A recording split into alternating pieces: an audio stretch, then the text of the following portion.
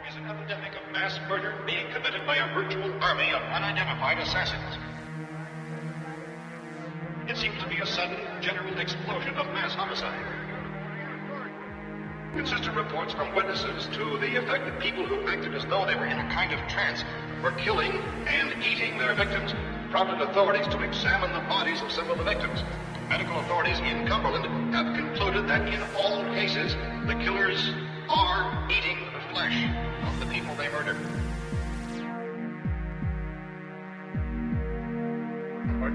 Incredible as they seem, are not the results of mass hysteria. First eyewitness accounts of this grisly development came from people who were understandably frightened and almost incoherent. Officials and newsmen first discounted those eyewitness descriptions as being beyond belief. However, reports persisted. Medical examinations of some of the victims bore out the fact that they had been partially devoured. I think we have some late word that's just arriving, and I'll interrupt to bring this to you. This is the latest disclosure in a report from National Civil Defense Headquarters in Washington.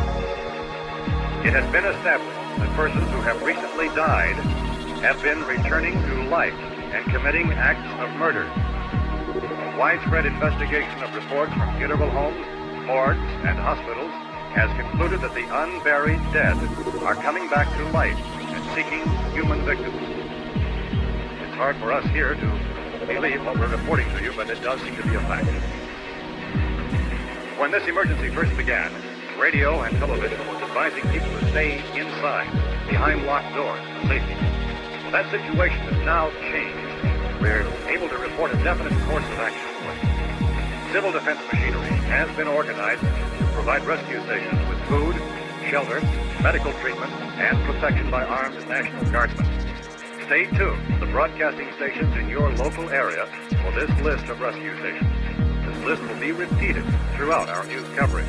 Look for the name of the rescue station nearest you. Make your way to that location as soon as possible.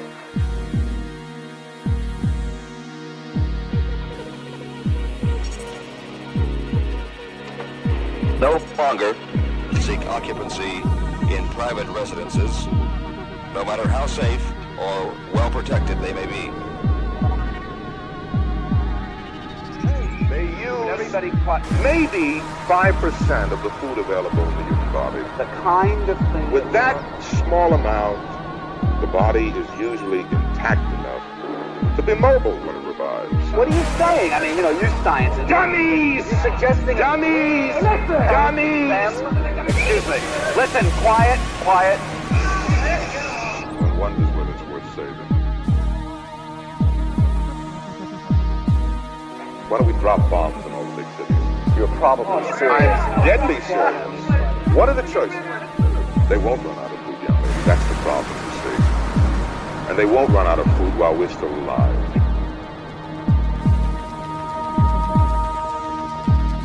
We can lift you out to safety.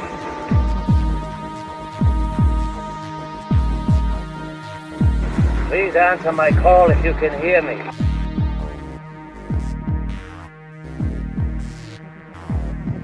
We've got to remain logical. We've got to. There's no choice. It has to be. It's that or the end.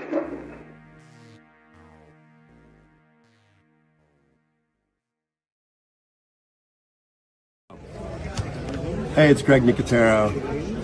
You are, or if you're not, should be watching Alpha Romero on YouTube. They're coming to get you, Barbara. When there's no more room in hell.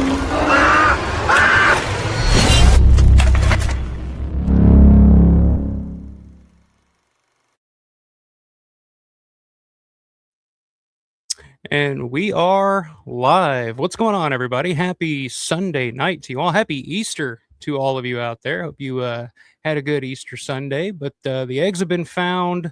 The bunny is back in its hatch where it belongs. And we are here tonight to talk a little Romero with my guest tonight, Mr. Mike Ancas. Mike, thank you for joining us. And how you doing, man? Did you have a good Easter? Yeah, great. How about everybody out there? Yeah, I think looking in the chat, looks like everybody Had a pretty good Easter, I would guess. I was on call this weekend, so I spent most of the weekend working, so I Mm. didn't get to do too much. Um, but yeah, we got Mike Ancas in the house. He's got a new project coming up that we're going to talk about that I'm super interested in, featuring a lot of Romero cast and uh, crew and anybody and everybody. And there's a lot to discuss. So we're gonna touch on that. We're gonna talk about Mike's experience as a as the Tasso head pulling zombie and on Day of the Dead. You were on Day of the Dead for how many days? You were on the set for how many days was it? I was in the mine for 7 days, and I was at the Nike missile site for 1 day. Okay, cool. Cool. Yeah, I had saw Jeff, our buddy Jeff, Mr. Down is up with the 1985 super chat. I like what you did there, Jeff. 1985. Good touch. I like that. Mhm. Say, Mike, do you have any keepsakes from the set? Also, what's your most vivid memory of working with George? So we'll start there since Jeff's popping in early here. I working with George. I was basically a zombie featured extra. I basically spent most of my time with Tom, but my interactions with George, I couldn't believe how much confidence he had in his crew and how he was mostly laid back through pretty much all of the shooting that I noticed. And he would let actors do their own thing. It was such a laid back kind of set. I even have pictures that I bring to the shows of him signing autographs in between takes.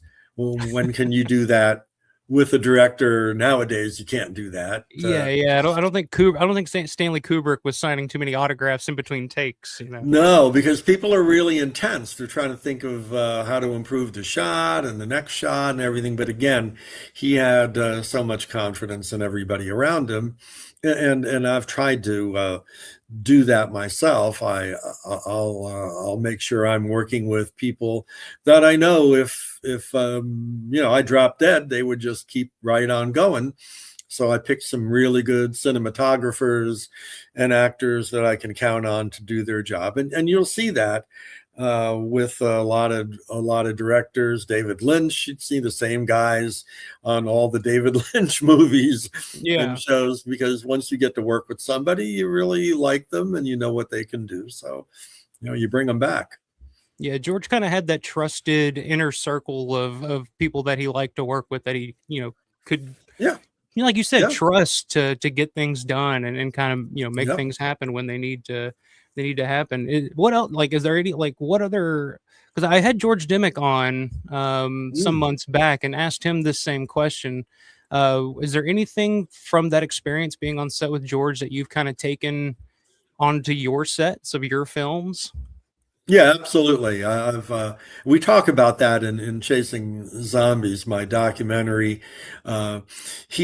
George, whether he actually planned it or not, would always try and put in some kind of social commentary.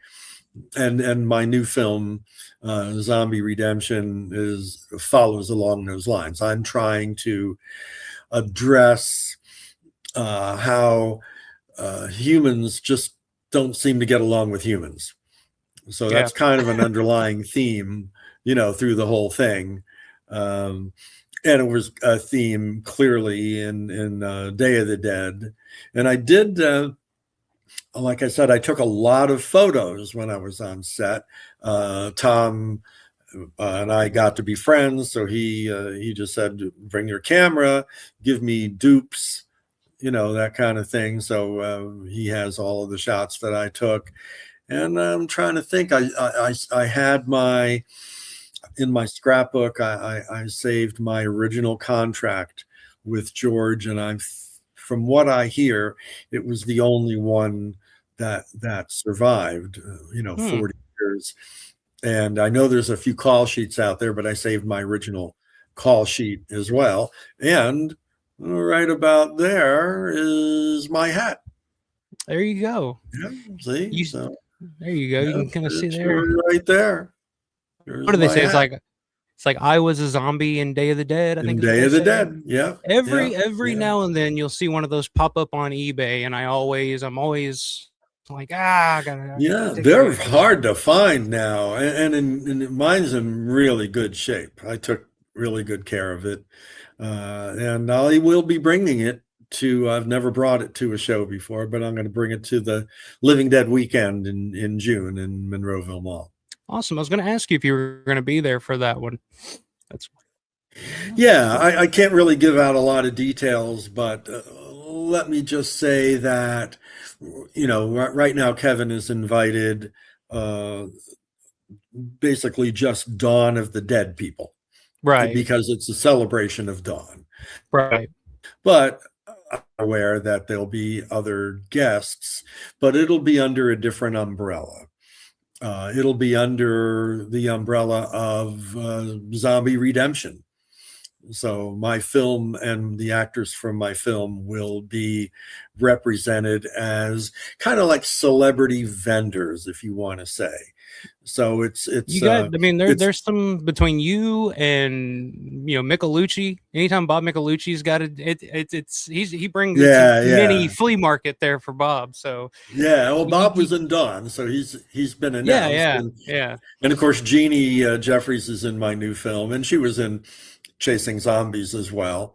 Melissa Dunlap is also in my film. Trying to think who else who was, and Sharon Hill is in my film. John Amplis plays the coroner in the new film.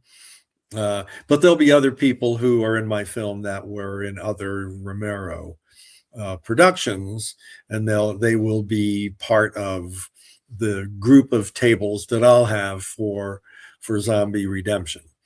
So awesome. Have no fear. I'll be announcing them as the time comes, but awesome. I just want to make sure I don't step on Kevin's toes.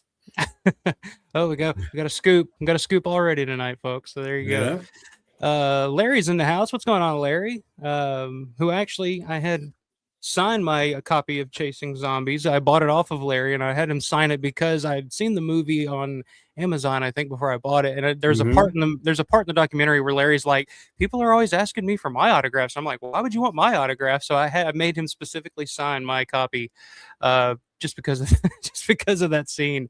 And I had him sign it to a far out fan, like in Texas Chainsaw 2.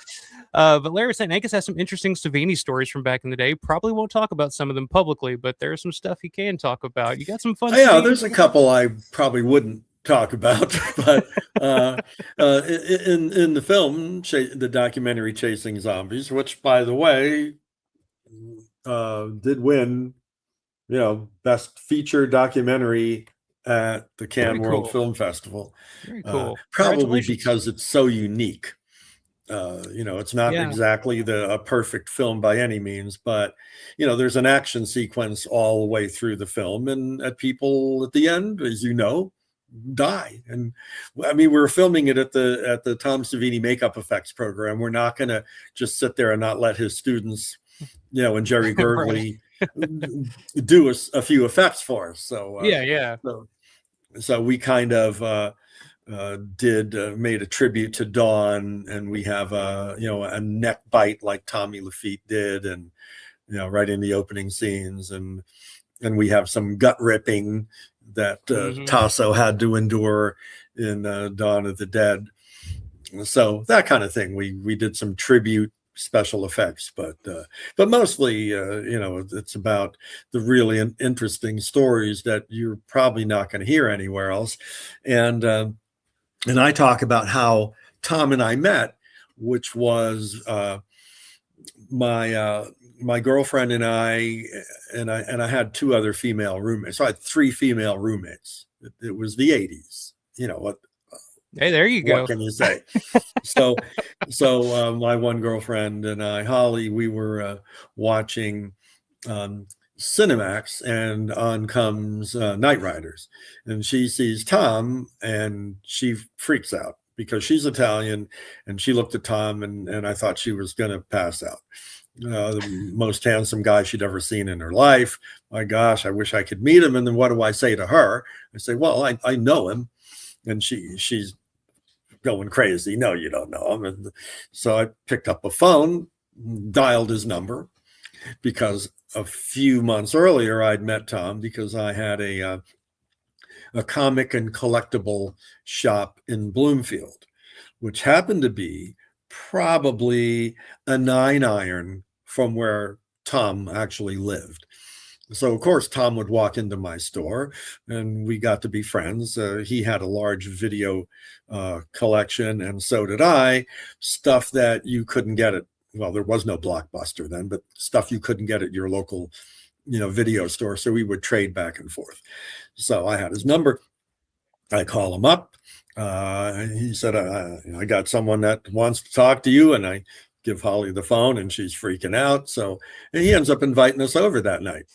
So we go over to his house and we're hanging out in his basement. He's showing us what he's working on, that kind of thing. And then our friendship continued to develop. And then the one day he said, come on to the set. I could use a photographer and I'll make you into a zombie. So I was actually 2 zombies there. Okay. And a lot of us were. Played multiple zombie roles. Mm-hmm. That was a fun Tom story. Yeah, I remember hearing that you tell that story in Chasing Zombies, and I was like, okay, so this would have been around 80, probably 84 or so. This was like right before he was going into production. That's about right. Yeah, okay. Would have been about 84. Yep, actually probably 83. Because we were shooting at the end of 84.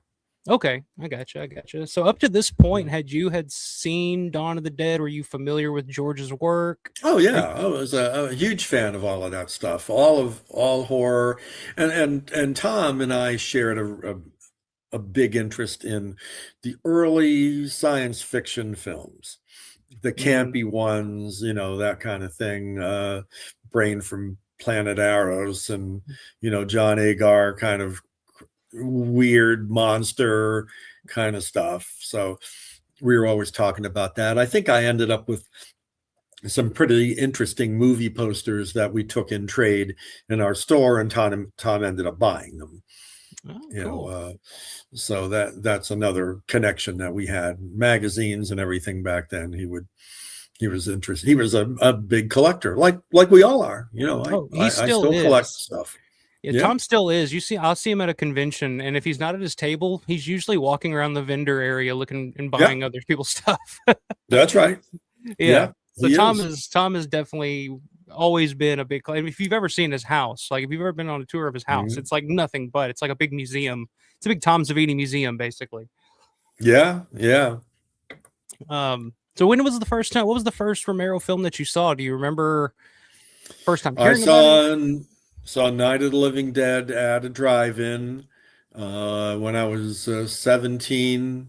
So that would have been, I just turned 72. So that was quite a while ago. So it was right after it got theatrical release, but we didn't see it in any theater, but we heard about it.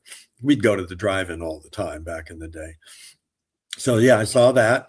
And then when Dawn of the Dead came out, I had already moved to Monroeville. So I was living in Monroeville while they were shooting Dawn.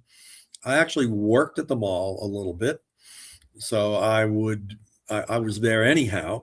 And then I would come back at night and watch them filming everything. I just never had the thought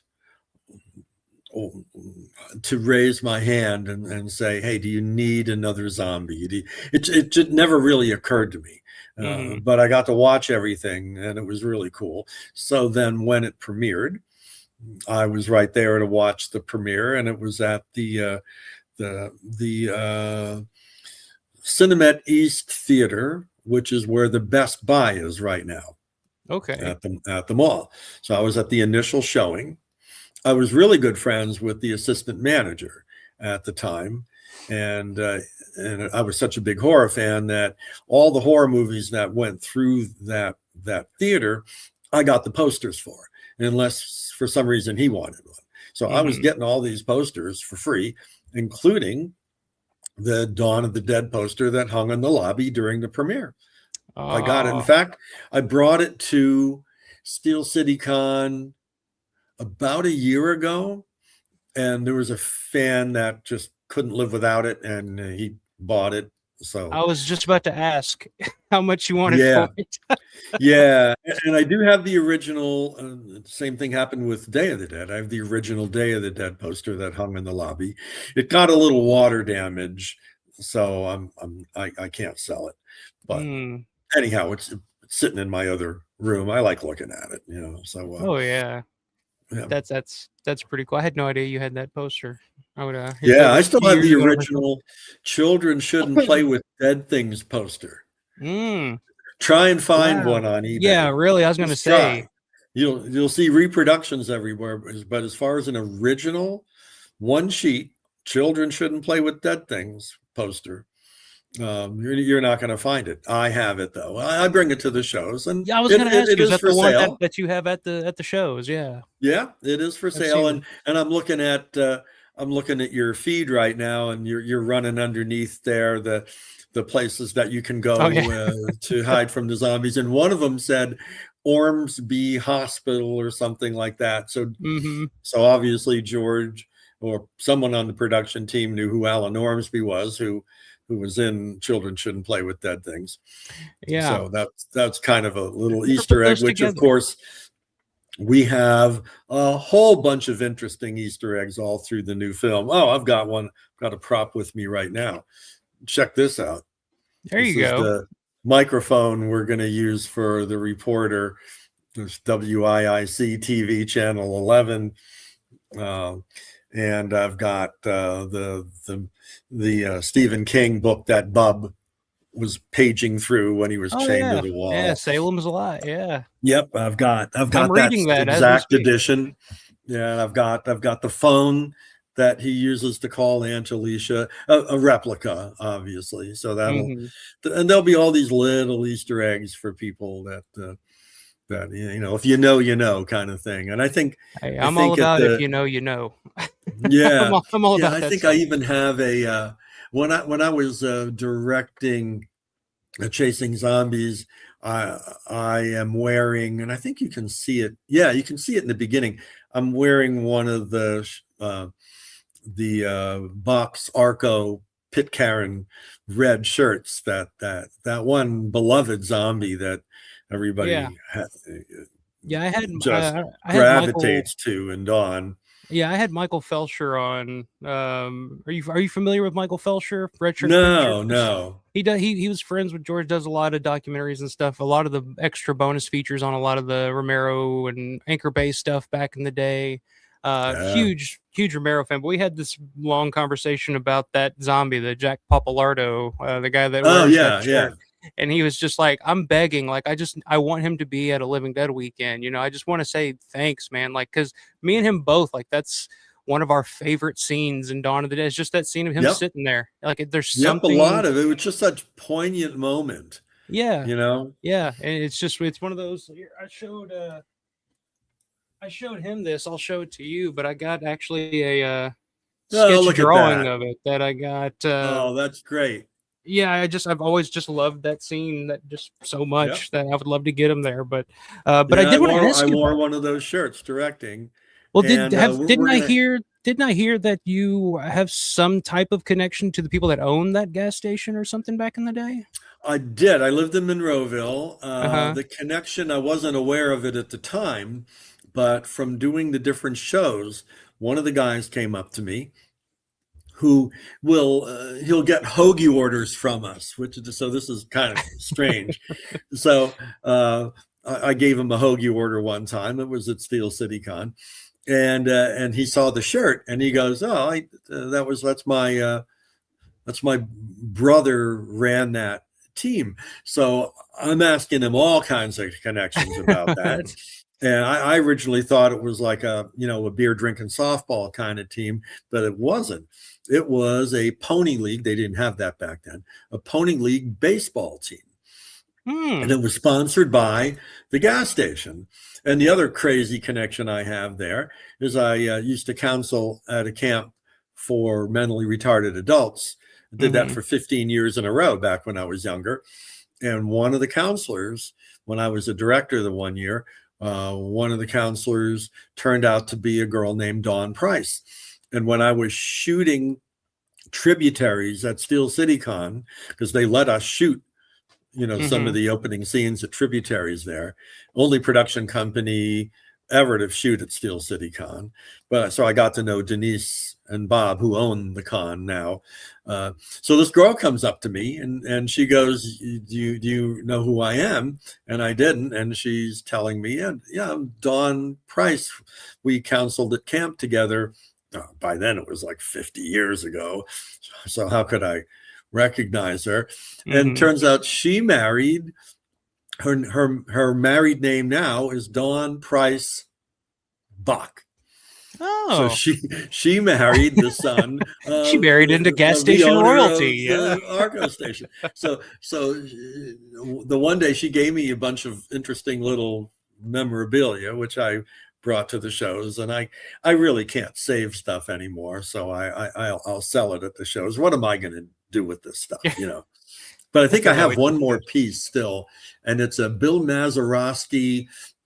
Arco had this giveaway thing where you could go and you had to ask, and they had these collectible things and of the different pirates, and one was Bill Mazeroski. And if you turn it around on the other side, it'll say, Arco. So that was one of the giveaways. That's one I still have left there. Plus, in my new film, there'll be someone wearing a box Arco Pitcairn shirt. In fact, I'm going to be putting out a whole team of kids that their team is going to be. They're all wearing that shirt. Awesome. I've got a whole bunch of them I made up. So I'm all for it. Yeah, I'm all for it. Michelle saying she bought an Arco Pitcairn shirt from Larry. It's one of her favorite sleep shirts. There you go. Yeah.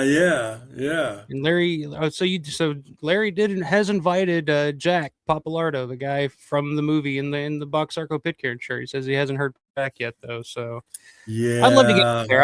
I've heard over the years that he suffered a stroke or something in the early 90s, and he's not in the best of health, but I would love to, like we were talking about when me and Felsher were talking about it, just to get him there, just to experience Living Dead weekend. You're just going to be surrounded by a bunch of people who are just happy to see you. You know what I mean? Like and people don't know. I didn't know.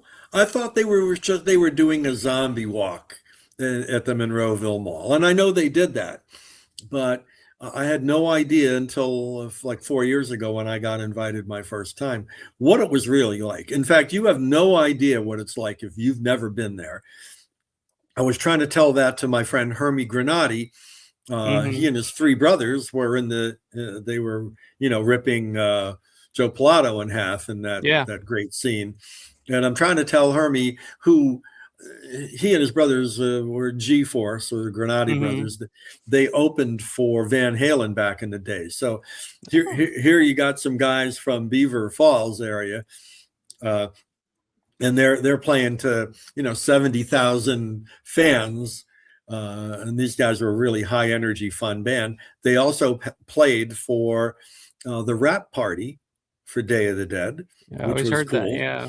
So, and I got some really good high resolution photos for Hermie, and I said, look, you got to come. So I talked Kevin into giving him a table, and he still didn't quite understand what it was going to be like. I'm saying, you're going to sit there and people are going to come up there. I don't care what music you played in your lifetime. They're going to want your autograph on a Day of the Dead poster. In fact, they're going to take Day of the Dead poster out of a frame and bring it from England for you to sign it. Yeah. So he couldn't believe the response. He could only be there on a Saturday, and there were people coming on Sunday. Oh, I missed them. So So I'm trying to talk him into coming back. Absolutely. I did have a question here from Michael Rashpaul, $6.99 Canadian. Thank you very much, man. I appreciate that. Dawn is my favorite, but I've come to appreciate Day more. What about Day makes it so endearing decades later? I did want to ask you that too. Day of the Dead, when it first came out, was kind of one of those films that didn't catch on right away. It was kind of didn't get into, and for quite a few years after that, people were always just kind of like, it's a lot of people talking in a cave and blah, blah, blah. But it seems like over the years, especially recently, in like the past 10 or 15 years, I hear more and more doing this channel, talking to people online. I hear more and more people say, I like Day better than Dawn. Yeah, Day is their favorite now. Yeah, yeah. For me, Dawn is always going to be my favorite. The same reason why a lot of people gravitate towards Star Wars, which was an amazing movie when it came out. I saw it 7 times in the first couple days at the theater when it was released in 77. But then a darker film came out after that, Empire Strikes Back. So Day is the Empire Strikes Back to Dawn's, because Dawn can be kind of light, hearted, or high in the face with the zombies and stuff like that. I mean, it's certainly not a comedy by any means, but there's some funny shit in it though. Yeah, but Dawn is so dark. I mean, Day is so dark. Yeah. And I think that's what people are kind of into now.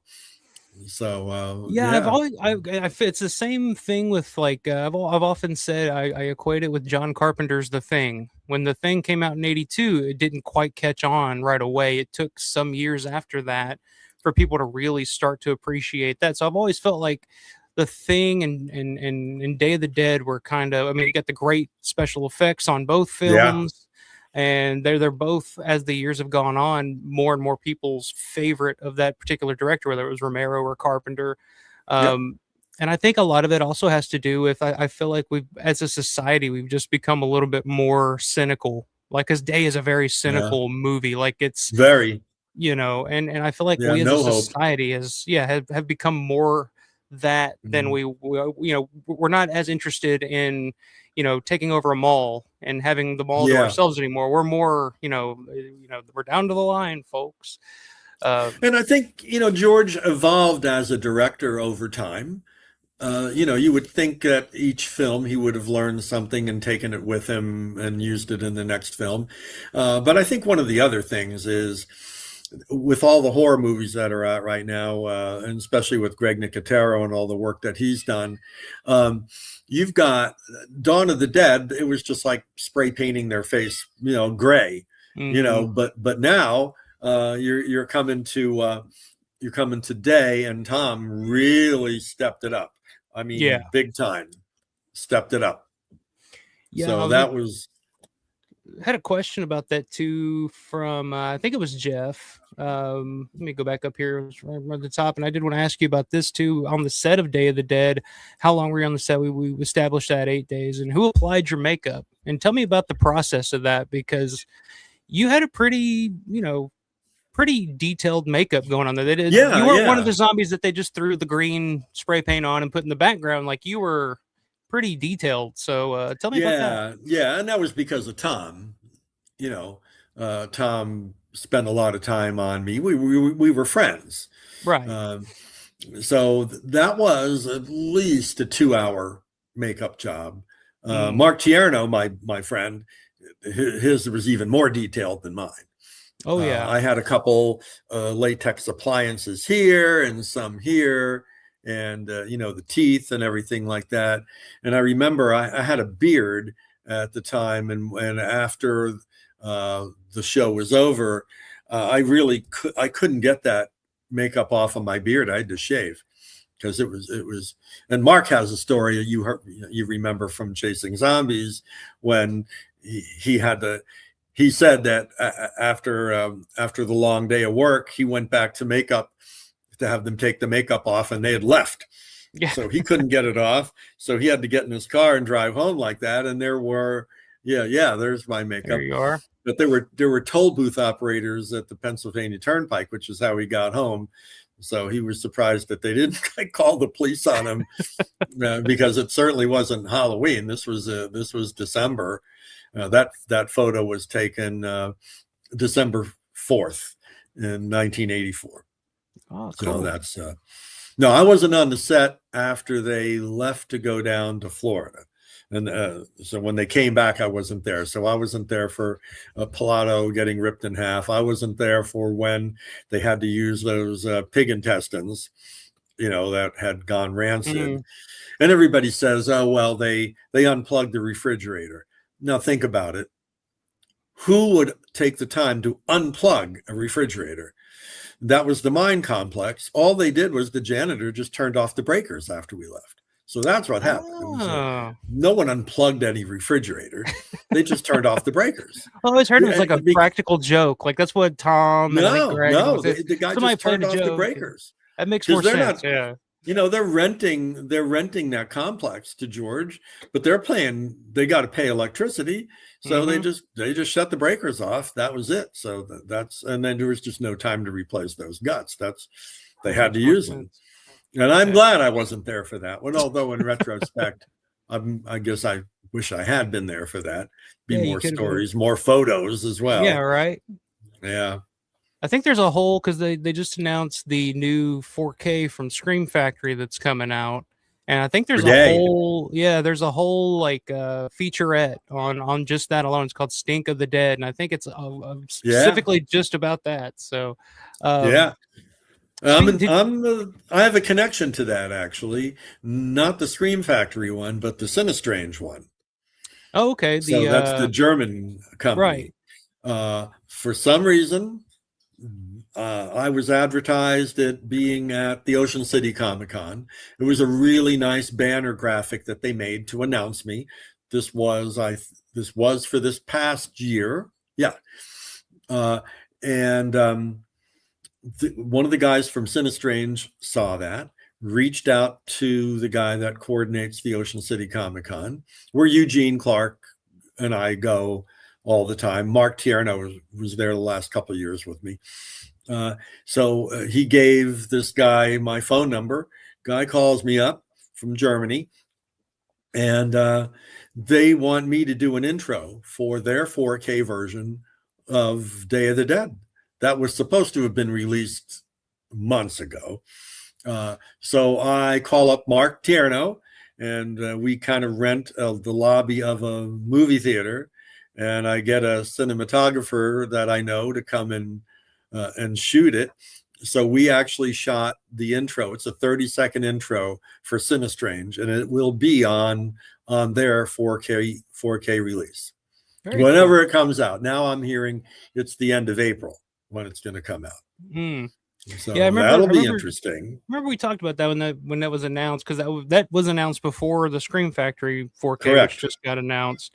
And that one interests me because I think it does include that full framed open matte version of Day of the Dead as well. I think we got it on that as well. And that's what I want. I want that full frame. I want to see everything, Yeah. I'm one of those. I'll be getting some copies of that. And let's see. Trying to think if I have it. Yeah, I don't have it with me, but I did record 6 takes of our intro, and I'll be having the slate that we used to record those takes with me, and it will at the shows, and you'll get a flash drive of the actual intro itself, that particular take, and then you get a picture of it, the slate being used in that 4K intro. So cool. That'll be fun. So I like having extra slates for fans that want them. Yeah, it's a cool I love piece. Having slates. It's a great display piece too. Like I have an old slate like back here. Right. Yeah. There you go. I have an old slate from a movie that I made in high school that I still have up, just because it looks cool. You can say, "Oh, I made that movie," Yeah, it's a memory slate from that movie. Yeah, that's right. It's very cool. Yeah, Stu is going to damn 3 female roommates. Poor guy. Yeah. It was the 80s. It's like Three's Company, right? It was like a real life Three's Company. Yeah. Let's see. I think I saw. It's another question here from somebody. Yeah, Riverman was asking if the Wampum Mine does tours. They don't. Yeah, they won't. They won't do tours.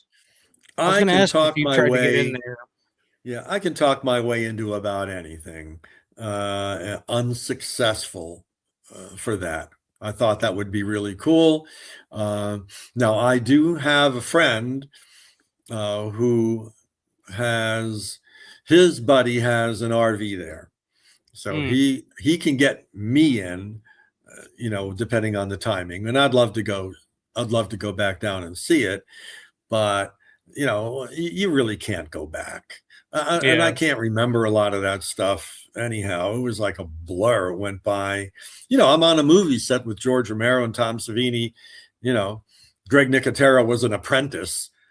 Yeah. Yeah. So that's how long ago it was. But I do have some pretty good behind the scenes photos, and it does show the mine, and so that's And you the air usually quality have was all horrible. those. Oh yeah, I've always heard. I said you usually have all those photos with you at Living I Dead do. Weekend. I've seen because I remember Yep. when I first met you, I came up to your table. I think it was 2023. I want to say at a Living Dead Weekend in Evans City. Probably. Yeah. And I remember we stood there. I talked to you for about 45 minutes. We were just looking through the photos, and you were showing me all this stuff you had out. You had your Yep. binder there with all your, I think you even had. Yeah. It was pretty cool stuff. Yeah, I want people to get a chance to experience that. I made 100 copies of each of the photos, and I think I'm on 70 something. So once the photos are gone, that's it. I'm only made 100 copies. I have to grab some of those. There you go, Matt. Matt's our resident huge Day of the Dead guy. So there you go. Yeah. Well, I'll be at Steel City Con next weekend. Okay. I'll be there. Eugene always comes. Michelle Santiago from Terrifier Films, she'll be there, and of course, John Russo will be there. John's everywhere. Oh yeah. You have a gas station opening, and there's John. If there's He a table loves to do available, that he'll be stuff. there. Oh yeah. People want to see John Russo. I mean, who wouldn't? Yeah. He's a real interesting guy. So but the four of us will be there. Besides all the big time celebrities, what can you do? Yeah. At this point, especially big shows like that, it's gotten so expensive when it comes to like the bigger names and stuff like that. It's like, for me, it's like I went to a Horror Hound a few years ago, and they had, Matthew Lillard and all the Scream people were there, and all the people were just like in line around the block for those people. But I went straight. Hours. Yeah, but I just went straight for Mike Gornick and Daryl Ferrucci and John Amplis, and I was like, okay, I met you guys. All right, it's good to see you. Yeah. I'm gonna go check out the vendor hall, and I'm gone. Like, That's right. That's what I'm here for. Now, on Saturday, Michael Tommaso is coming up from Florida. He always spends, he stays with us when he comes up, but I'm going to give him a pass. So he'll be hanging out with me at my table all 3 days. And Mark Tierno will be at my table as well on Saturday. And I'm going to be in makeup on Saturday, the makeup that will be in the new film. Cool. So that'll be interesting. But another interesting thing that will be happening is your friend Eric Walter. I've talked him into coming. So Eric is coming to Steel City Con with his wife on Saturday, and then Sunday, and then Monday he's staying in town an extra day, and he's coming to McDonald, Pennsylvania, where we're shooting Zombie Redemption. And Eric and I and our sound guy and the gaffer, our lighting guy, we're going to be going to all of the locations in McDonald where we're shooting this film, so he can get a clear idea of what lenses to use. And so Brenda and I, when we make a film, we plan it out perfectly, because when the day comes for me to call action, I want to be having as much fun as everybody else. Right. I don't want to be worried about something not working out, or we've had the cast for this film for months. The script is on version 17 right now, We just keep refining it and everything. And the movie's been in pre-production now for well over a year. I go to the council meetings of the town. We go to the Chamber of Commerce meetings. So the whole town is ready for all of this. The one animal shelter is auctioning off, raffle tickets to be a background extra, that kind of thing. So the whole town's really involved. They can't wait for this. So that's really cool. It's one thing.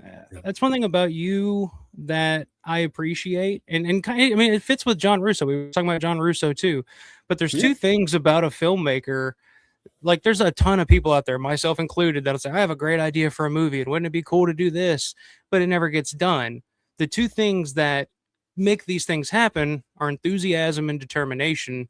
And you have plenty of both. Like, you have plenty of both. Like, I remember, like I said, when I talked to you back at Living Dead Weekend 2023, you were still in the production of Chasing Zombies at the time. And we were talking about, and I think at the time you were doing a screening of the trailer, and you were going to give out like questionnaires at the end of the screening.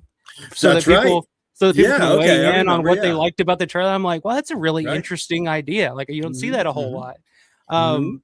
But yeah, just you have a certain determination and enthusiasm about your stuff. It makes other people enthusiastic about it. But I wanted to ask you how you got in touch with Eric. How did you meet Eric and get him involved in this Zombie Redemption project? Same way I met you. Eric is a fan. Every fan that I meet has some kind of talent somewhere, whatever it might be. We all do. So Eric just happens to be an amazing editor and finisher and a great camera person, and he has a beautiful eye for cinematography. So I met Eric. I'm pretty sure the first time was at Ocean City Con, because he had recently moved to Ocean City from LA. And he still kind of works in LA, but he does it remotely from Ocean City, Maryland. Right.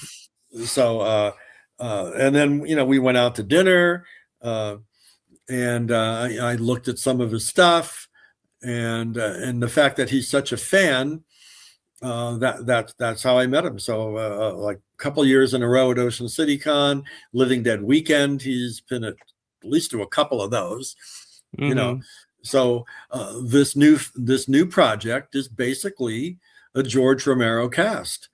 So if I'm looking for a cinematographer, you want to have a fan, someone who already knows everything, has a passion for it already, Yep. And he's super stoked about it. I talked to him about it when I saw that it was announced. I messaged him. I was like, dude, that's really cool. You're working with Mike on his new movie. He's like, oh, dude, I'm so excited. It's gonna be surreal for me to be behind the camera. Shooting Lori and Amplis and all these people that I looked up to my whole life. I'm just like, yeah, man, that's pretty cool. And he knows George's films. And he told me he's going to be able to bring out the warmth that you'll find in film stock that you don't find in digital photography anymore.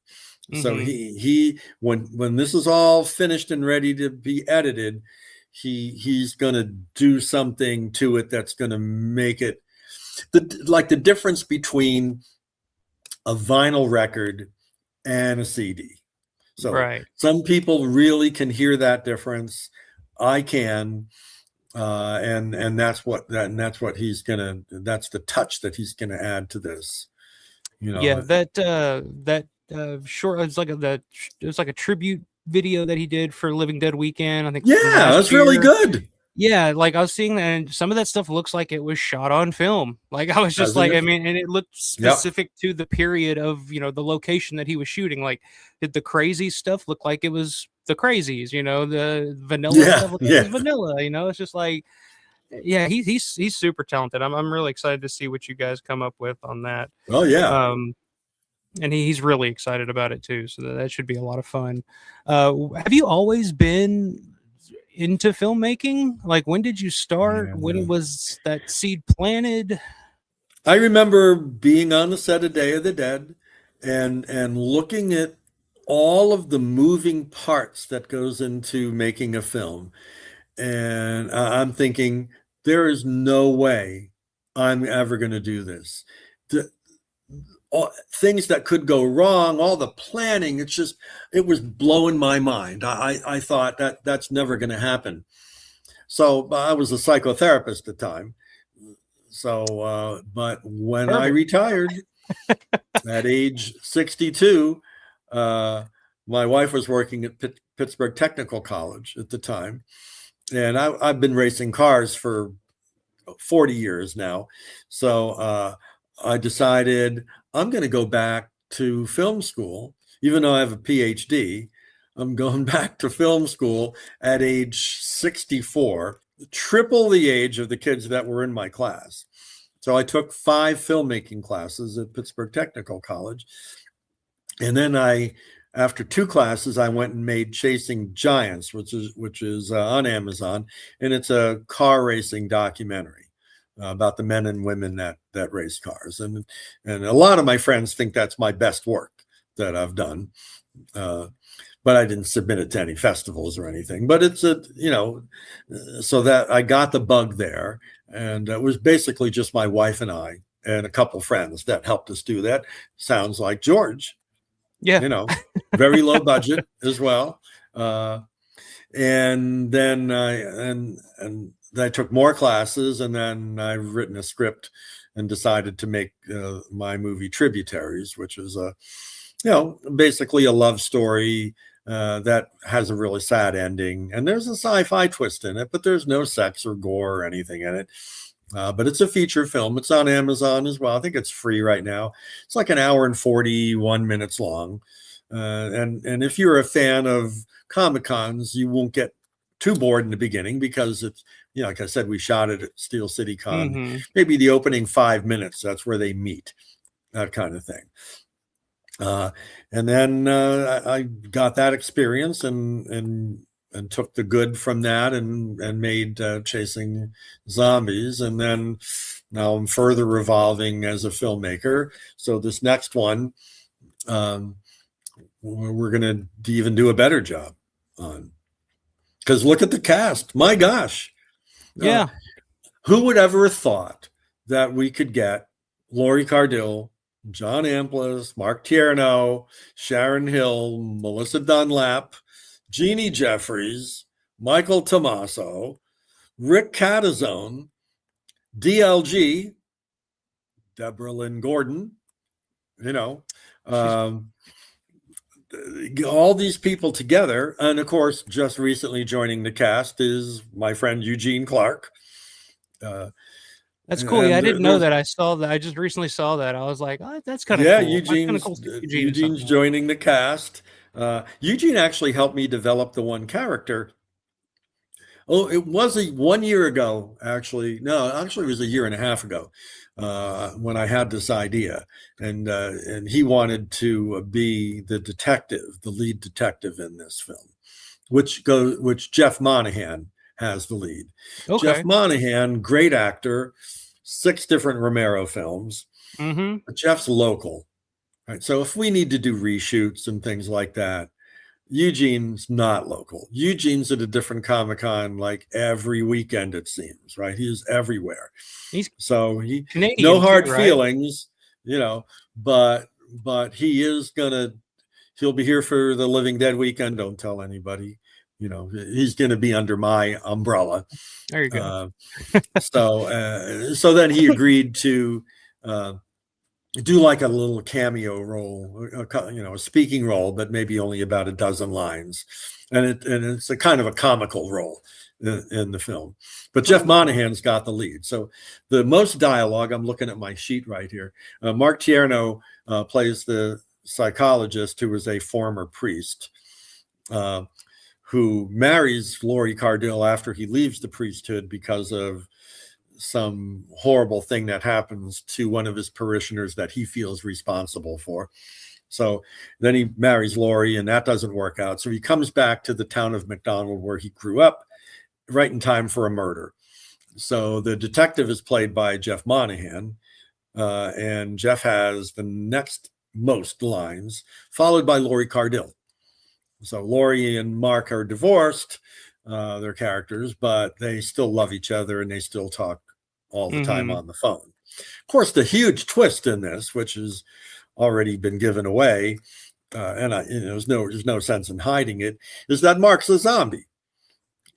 He is highly evolved. He's super intelligent, and he's extremely kind. And there's not a lot of zombies in this alternate universe because they don't have a great.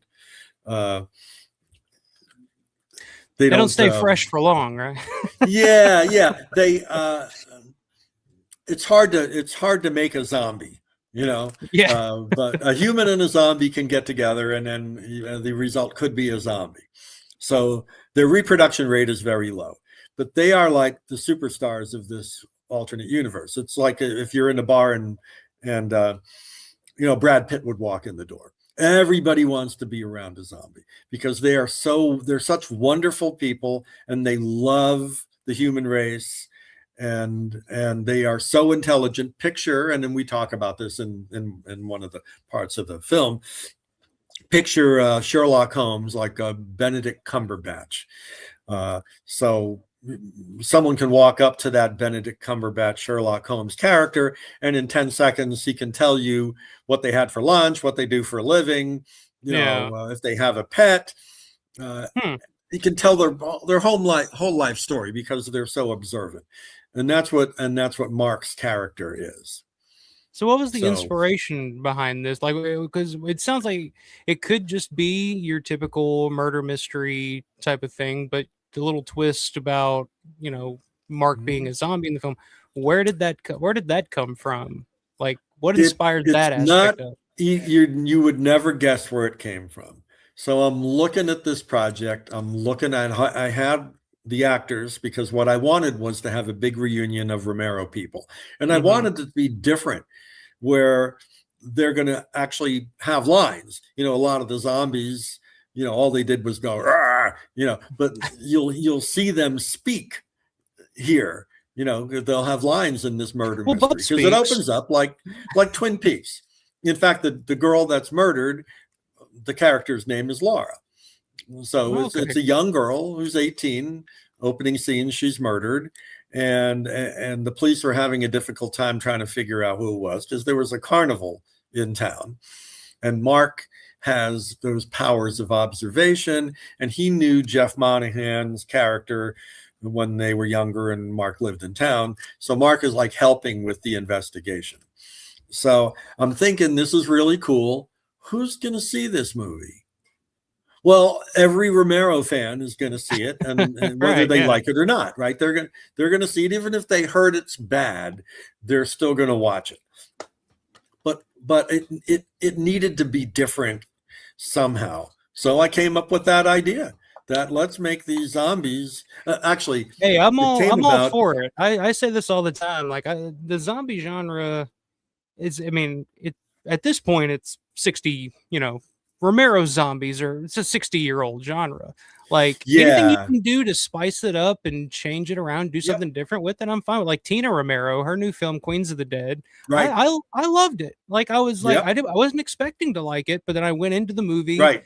And I started kind of getting into it, and I was like, okay, well, it's she did something different. She tried something new, and I'm totally fine with that. I've seen everybody's take on Night of the Living Dead 100 times at this point. Right. Like, show me something I haven't seen before. So how are you going to do something different at this point? So there's really only 4 zombies in this film. I'm one. I have 8 lines in the film, and you see me right in the beginning.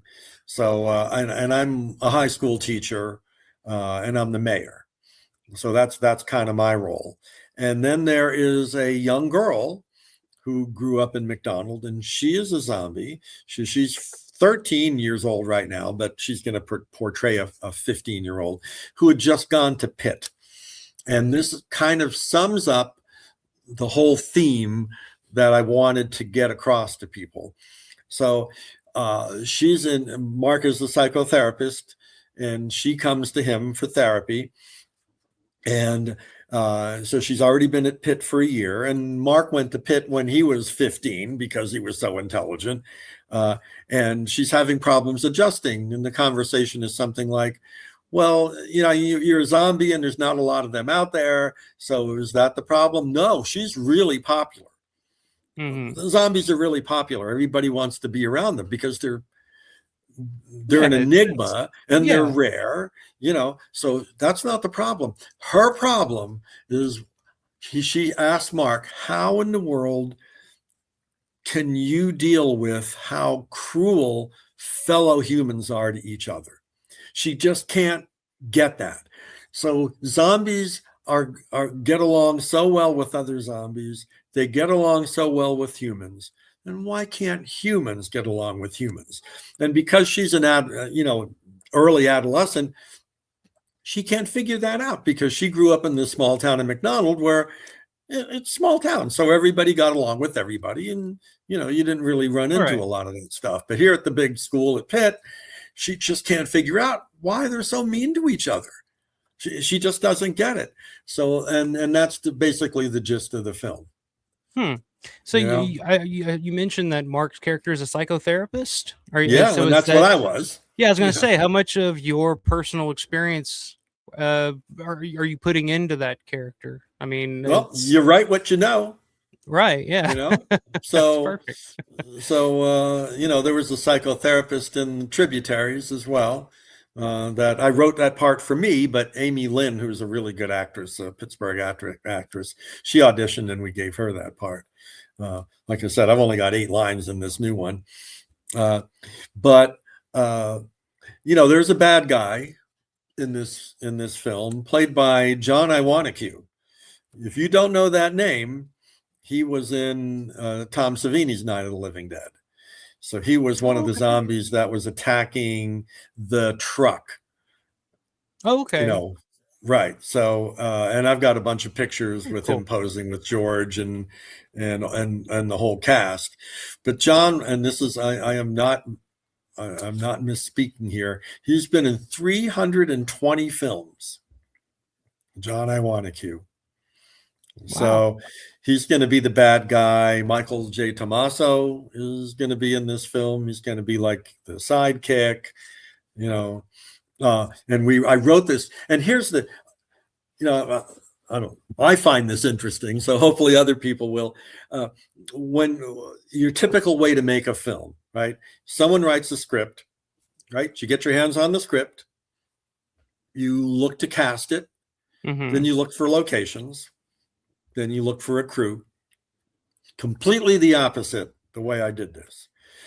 I got the cast first because I didn't really want to make another film because it drives my wife crazy because it consumes your life. It's like 7 days a week, 10 hours a day. I'm trying to coordinate everything. Yeah, I was just talking about that the other night. I was on a show with my buddies Aaron and Todd, and Aaron just had finished a short film, and he was talking about how it pretty much consumed 2 years of his life just for a 20-minute short film, like because he wrote it, directed it, edited it, did the music for it, and he said it really pushes your boundaries. So I can imagine. But I did everything else first. So I got all the locations then and established all of those. I got together a crew, and that's when I ran into Eric. And then once all that fell into place, I said, I'm going to sit down and write the script now. And the beauty of that was I knew all of these people. So when I'm writing Melissa Dunlap's part, I'm writing a part for her. And she's got that kind of an attitude. If you've met her, she's going to tell you what's up, and she's very pretty as well. So she plays the bartender, and she kind of flirts with Mark a little bit, and the same way with the detective. In fact, Monahan and I are still developing that character. All the other characters were really well developed, but Jeff wants even a little more background and dimension to his character. So we've been talking about that, and then I'm going to go back through the script, and I've already changed a bunch of things to accommodate that. And that's the beauty of having the people in mind when you write it. I know Lori really likes to do comedy related things, and the ones we've had 3 script readings already, and Laurie and Mark together, even if we shot it the way the last table reading was, it would have been perfect. People would have loved it. Laurie was so good. Well, her and Mark are pretty good friends. Reading. Still, right? They're still close friends today. Like, yeah, that's right. Well, it was Mark's idea to have Laurie, so I went after Laurie, and from only having her as an acquaintance over the last few years, now I don't think a day goes by that we don't text back and forth about something. She is so committed to this, loves this whole idea. That's great. So anyhow, the relationship they have, and the the stinging little comments because they're ex-husband and wife, and the loving stuff, and all the badgering back and forth, and the comedies, it's just the chemistry between those two. It's just amazing. Yeah, I think that's a big thing too, especially like you're mentioning the casting and having the cast in place before writing the screenplay. It's like, yes. Yeah, you can write can write the character for the actor, but at the same time, all of these actors they all have relationships. They all have a certain chemistry where they can play off of each other because they all, they've known each other for all these years. So it's easier to have that chemistry on screen, whereas opposed if you were just casting 2 random people and you got to hope and pray that they kind of hit it off in some fashion, that's right. And I didn't want to have them to stretch too much. The characters in the film are pretty much their voices in real life. Yeah. And the script readings have borne that out. Here's a copy of one of ours. This was from March 1st. This is probably version number 9 or something like that. But see, I had people sign it. There's Melissa Dunlap and Mark's on there, Ancas. So we get together and we actually go through the script. We have another one coming up. So our 4th script reading is coming up. And we're going to do probably 2 more after that just to really fine tune it. Right. So how did you, I'm guessing Living Dead Weekend played a big role in how you all kind of came together, how you became friendly with all these people, because you said for many years, like, you had no idea that there was this kind of fanfare for these films. And was it Living Dead Weekend that kind of brought you into that group, and that you all was kind exactly of developed a relationship that way? Yep, it's Lawrence's fault for actually my wife started the whole thing, as you saw in Chasing Zombies. I was clearing out the attic at her request, and I found my scrapbook. I took some photos, put it on Facebook, and Lawrence was like all over me. Oh yeah, invited me to the Living Dead Weekend. Nothing gets past Larry. Nothing gets past Larry. No, that's for sure. No. So that that pretty much did it. And then I couldn't believe how welcoming the Romero crowd was, not just the fans, but everybody else. Russo and Mark and Tommaso and Demick, and then Nicotero, who I hadn't seen in 40 years, was coming over and talking to me like, he's like a big star, and I was never really film or anything, but yeah. It's the cool thing about Greg. He kind of went off and did a few other things in between Day of the Dead and now, he's done a few things, but he's still just the biggest fan of all of us, like he's still just happy to be at the mall type of thing. Yeah, that's right. So your first Living Dead, what year was your first Living Dead Weekend? When did you first meet? What was your first interactions with everybody, and your first how did you perceive everything? Were you just like, wow, like when was the first person that came to your table and was like, can you please sign this? What was your reaction to that? I was kind of prepared for that, but it really did kind of blow my mind. Again, that's where the whole thing started, with me deciding I have to do a documentary about this. I was compelled to do, because I'd gone to Comic-Cons. My wife and I had been vendors at Steel City Con in the past, not horror-related stuff. I had an automotive business, and we had collectible cars and things like that we sold in Castle Shannon. at our storefront. So, but we've been doing them since the 90s, but not horror related.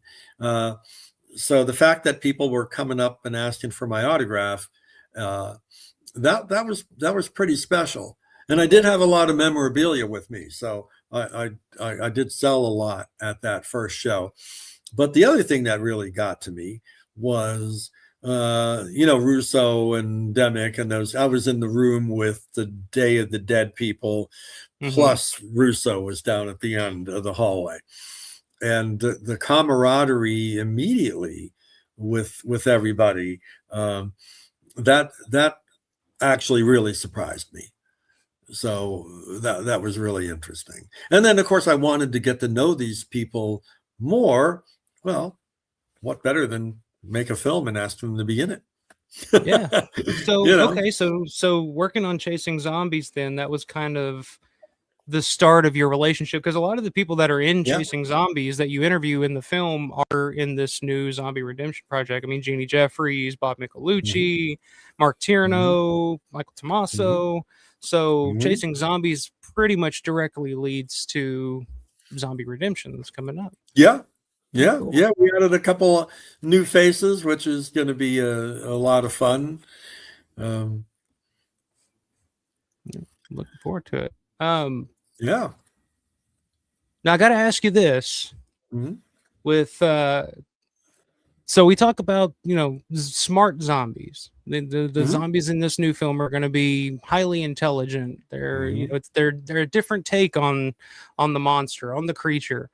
How do you feel? Because there are certain fans out there. There are a lot of fans out there that are zombie purists that are not going to be, that may be a little skeptical, may not be, 100% behind this idea. Are you?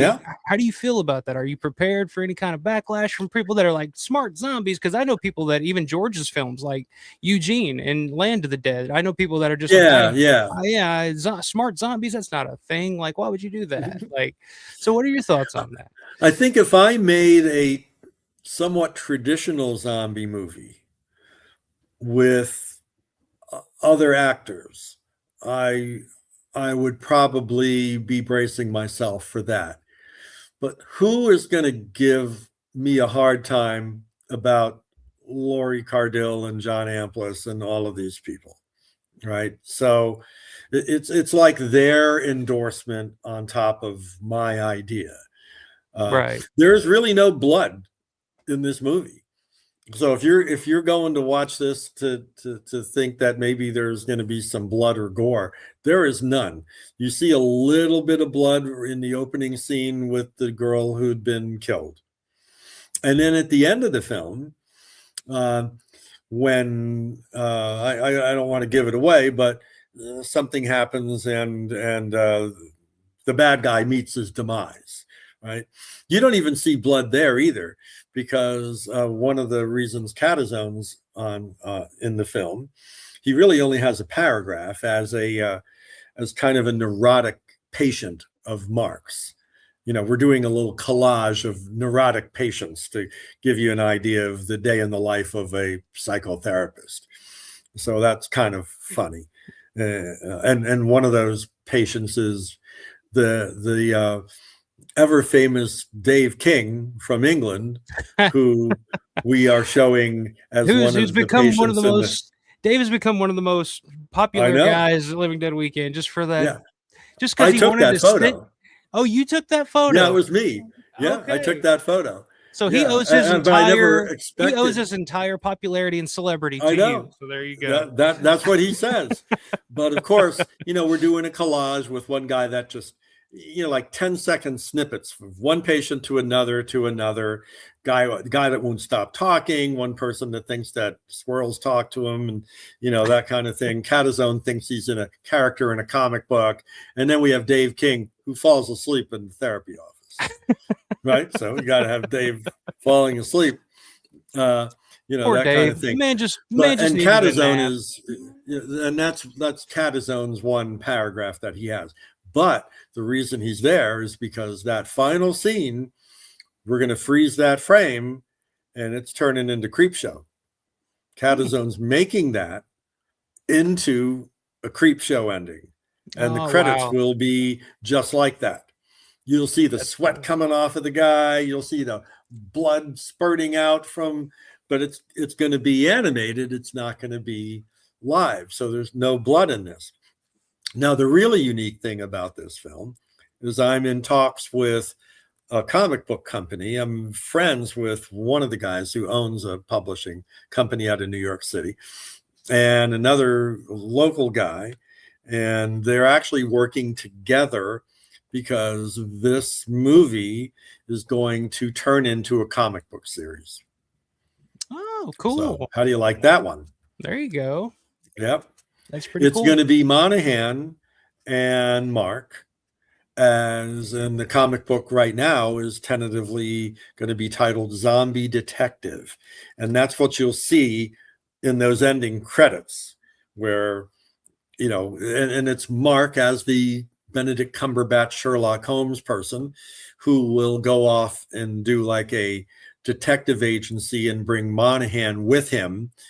And Monahan's going to be like the Dr. Watson, and they are going to go off in this comic book series and solve murders. So it'll be called Zombie Detective. Should That's be pretty released cool. I the didn't know same that. time as the film. Huh. Not going to be wild? That'll be pretty cool. Yeah. Yeah. That's pretty cool. I did not know that. Yeah. You heard it here first. Now you are starting. You're starting a Kickstarter campaign. Yeah. Coming up. Do you want to talk about that? I'll bring that up. We can take a look at it. It's actually live. Yeah, I made it live right at this show started. You can't join in on any of the perks yet. That won't happen until next Saturday at Steel City Con. So I'll be talking about that to all the people at Steel City Con as they come up to my table. But there will be some interesting perks that I've really, as a fan, yes, there it is. As a fan, stuff that I would want. And what I kind of say is, you know, I'm as much a fan as everybody else. I collected so much stuff over years, which now I'm selling because my wife's 8 years younger than I am. I'm 72. I'm going before she is, clearly. She doesn't even take any prescription medications. So, you know, my medicine cabinet's full of stuff. So there's no way I'm outliving her. What's she going to do with all of this stuff? So I think about that all the time too.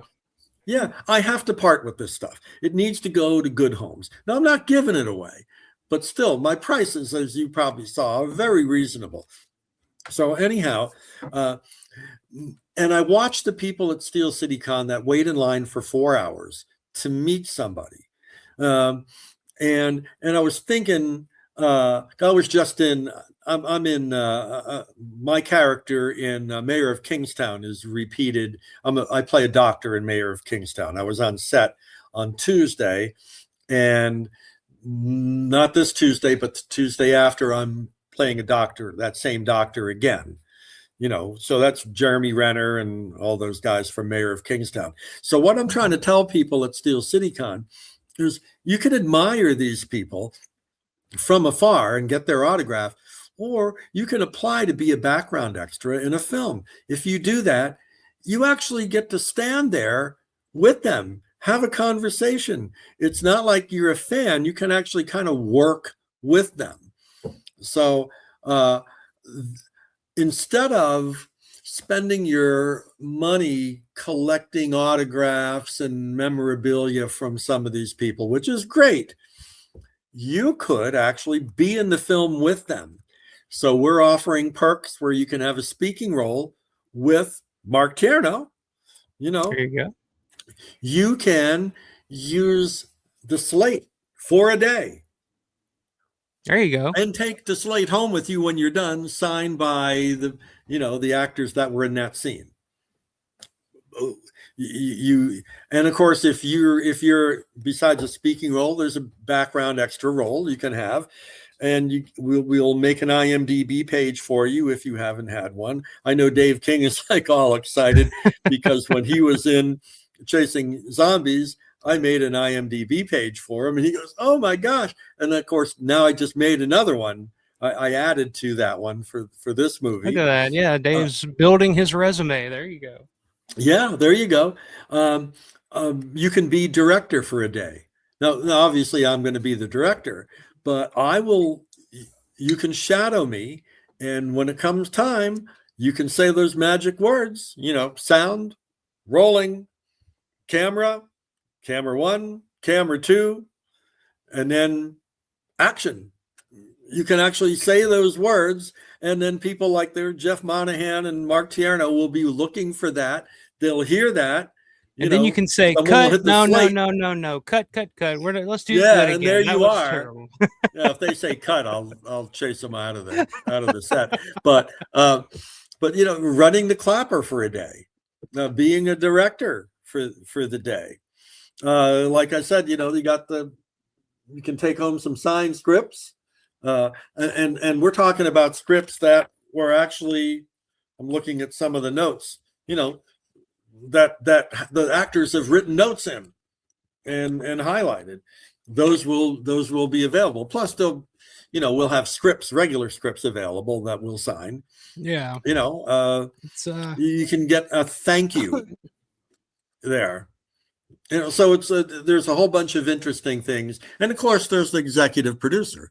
We already have commitments from 3 different people that want to buy in as an executive producer. It's not cheap; it's like $2,500. But yeah, I was looking at that one. Do you get a piece of the back end? Yeah, yeah. What we do is that money goes to pay for people like the most expensive person on this movie is going to be your friend. And he's worth every penny, right? Eric, the cinematographer. Oh yeah.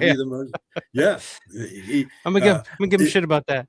Yeah, in order to make this film look good, like my other films don't. Chasing Zombies looks pretty good, except for the action sequences with the kids. That just doesn't look that good. But with Eric behind the camera, he'll make it look really good. So we're gonna raise money. I'm making the film anyhow. Don't tell my wife, but and Chasing Zombies still owes me money. I didn't crowdfund that. It's going to be a while to get that money back. But that's not why. I was going to ask how you typically go about funding your project. I didn't. I just open up my wallet and there you go. I pay my crew really well. But guess what? Mark, Bob Michelucci, Jeannie Jeffries, Michael Tommaso, they didn't get a dime for Chasing Zombies, including me. In fact, I'm in the hole by you don't want to know, but the crew got paid really well, and of course, every time I see one of those guys, I pay for dinner. But this time, when you are wrapped for the set that day and you leave, I'm writing you a check, so everybody's getting paid. So and that's what we're looking for. And there's a perk. You can hang out on the set for a day. And yeah, I saw that one up here. So we'll see. Let me go back up here. We'll go through these different tiers. Yeah. We go through. Let me go to the top. We'll start here somewhere. There we go. Yeah. So it's thank you. 25 bucks. You get a thank you in the credits. And you can say, "Hey, I helped fund this movie." There you go. You can be a piece of. You can be a part of it. We got an signed 8x10 mini poster, $30. Yeah, a little mini poster signed by whatever cast happens to be around. Got a numbered Blu-ray. There's only going to be 100 that I'll number. The regular Blu-rays will probably be like $25, but this will be a special one. And of course, I sign all the Blu-rays, and so will my wife. You can get a PDF of the final version of the shooting script, which is going to be different than this one, obviously. But there's something interesting about these early scripts. You can watch how the movie developed. I probably have about 20 of these already from all the different table readings. So you get signed script, $50.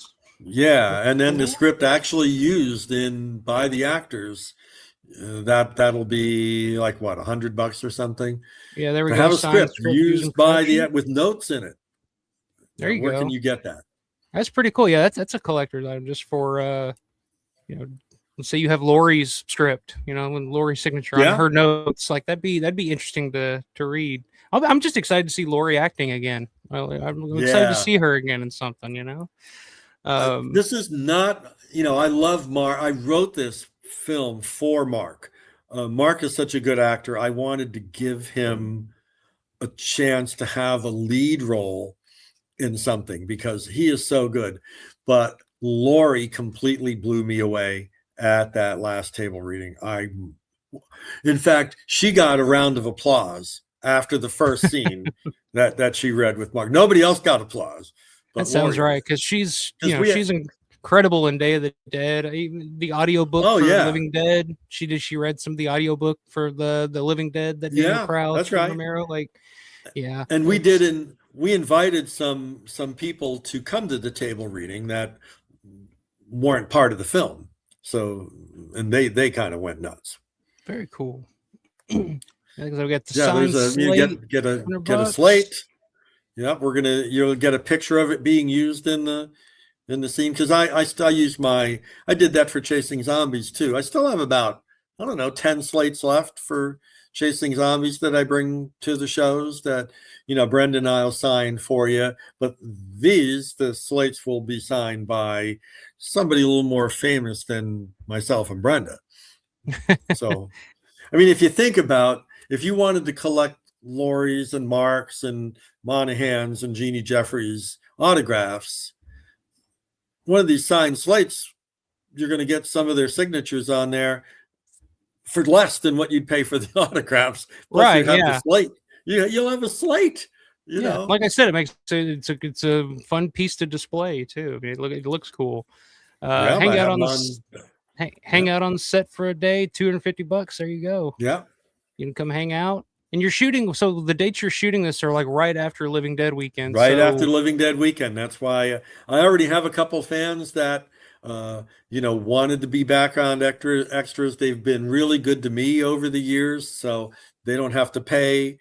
But they're going to be staying at the same hotel that I booked for Eugene and Jeannie Jeffries and Kathleen Feeney she's staying an extra day. Yeah. So, and then that's where Eric is going to be staying as well. So there's a bunch of people staying at this one hotel right near the town of McDonald. And some of the fans are staying there too that are going to be background extras.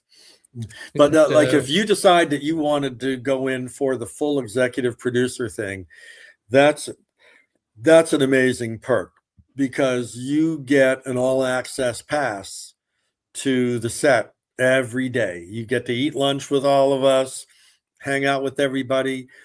No one's going to turn you down if you ask them to sign something, so it'll be a really unique experience. You get the executive to have that perk. Yeah, man, you get to be the big man on campus there. We got background actor and IMDb credit 300. Yeah, so you have to get a role and a credit. There's the slate clapper. Run that for $375. That'd be cool. Director for a day, $500. So you can call the shots. Yeah, that'll be fun. Then we got the associate to be able producer. To say action to Eugene Clark. How can you? Oh, I wrote a really fun part for him. We got the associate producer, 500. The speaking role, IMDb credit, 750. Yep. Very cool. Then there's you get the to act executive with producer. Some of these people. That's just amazing. Yeah, that's be pretty cool. Yeah, there's John Iwanich that you're seeing with George. Okay, there you go. A lot younger. I was going to ask you about that. I was looking at that earlier. I was like, oh, okay. Yeah. Yeah. I don't think I've ever seen this photo before with George. I did make some 8x10 glossies for John because I'm trying to talk him into coming to the Living Dead weekend under my banner, because he's never been, but he's very visible in Night of the Living Dead 1990. The other really interesting thing about the film is, again, I'm going kind of all Romero as much as I can. I've got Hermie Granati, my buddy, he's going to be in we're having several scenes at a bar, so he'll be in the background setting up, and he's going to be playing his piano and doing a song, and that'll be in the background of one of the bar scenes. And as that scene kind of fades, then his music will bleed into the next scene, but it won't be just him playing the guitar. It will be the full Granati Brothers song that he starts acoustically, cool. And will finish, the full version that you normally hear on their album. So, and then, Hermie was in Day of the Dead. Yeah. So even the music, I'm trying to, to get like that. Pretty cool stuff. Yeah, you can check it out. The Kickstarter. What you can go to Kickstarter and type in Zombie. Yeah, just type in Redemption. Zombie Redemption, and if you actually want to join and make some pledges, that will go live. You can preview it now, but it will go live Saturday morning. This coming Saturday coming morning. Up Saturday morning. Very cool. Yeah, should be. I'm excited to see what comes of it, man. Like I'm interested because, like I said, I know Eric's super talented. It's going to be cool. Like I said, with the cast, seeing all of them working together again, and and like I said, I think it's going to be something fun. So yeah, very cool. So yeah, you can go to Kickstarter, check out Zombie Redemption, and if you want to. Easy to remember that name because the original name of the film was Penance. But then when we added the zombie aspect to it, the redemption aspect is they're redeeming themselves for all those years of eating people. So they're I was doing going to say it did penance. have a different title at the beginning, didn't it? Yeah, it was called Penance. The script still says Penance, but I like that, so very cool. That's the there you go. It's kind of like an interesting little evolution with that. And there's a whole bunch of other fun things about the film, we just don't have time to go over it. If I think of something, I'll throw it out there. But any other questions about anything? Well, I've had a couple of people ask this question, and it kind of leads me to something that I normally do with guests on here. And Riverman, my boy Todd, was asking, what's your favorite non-Romero zombie film?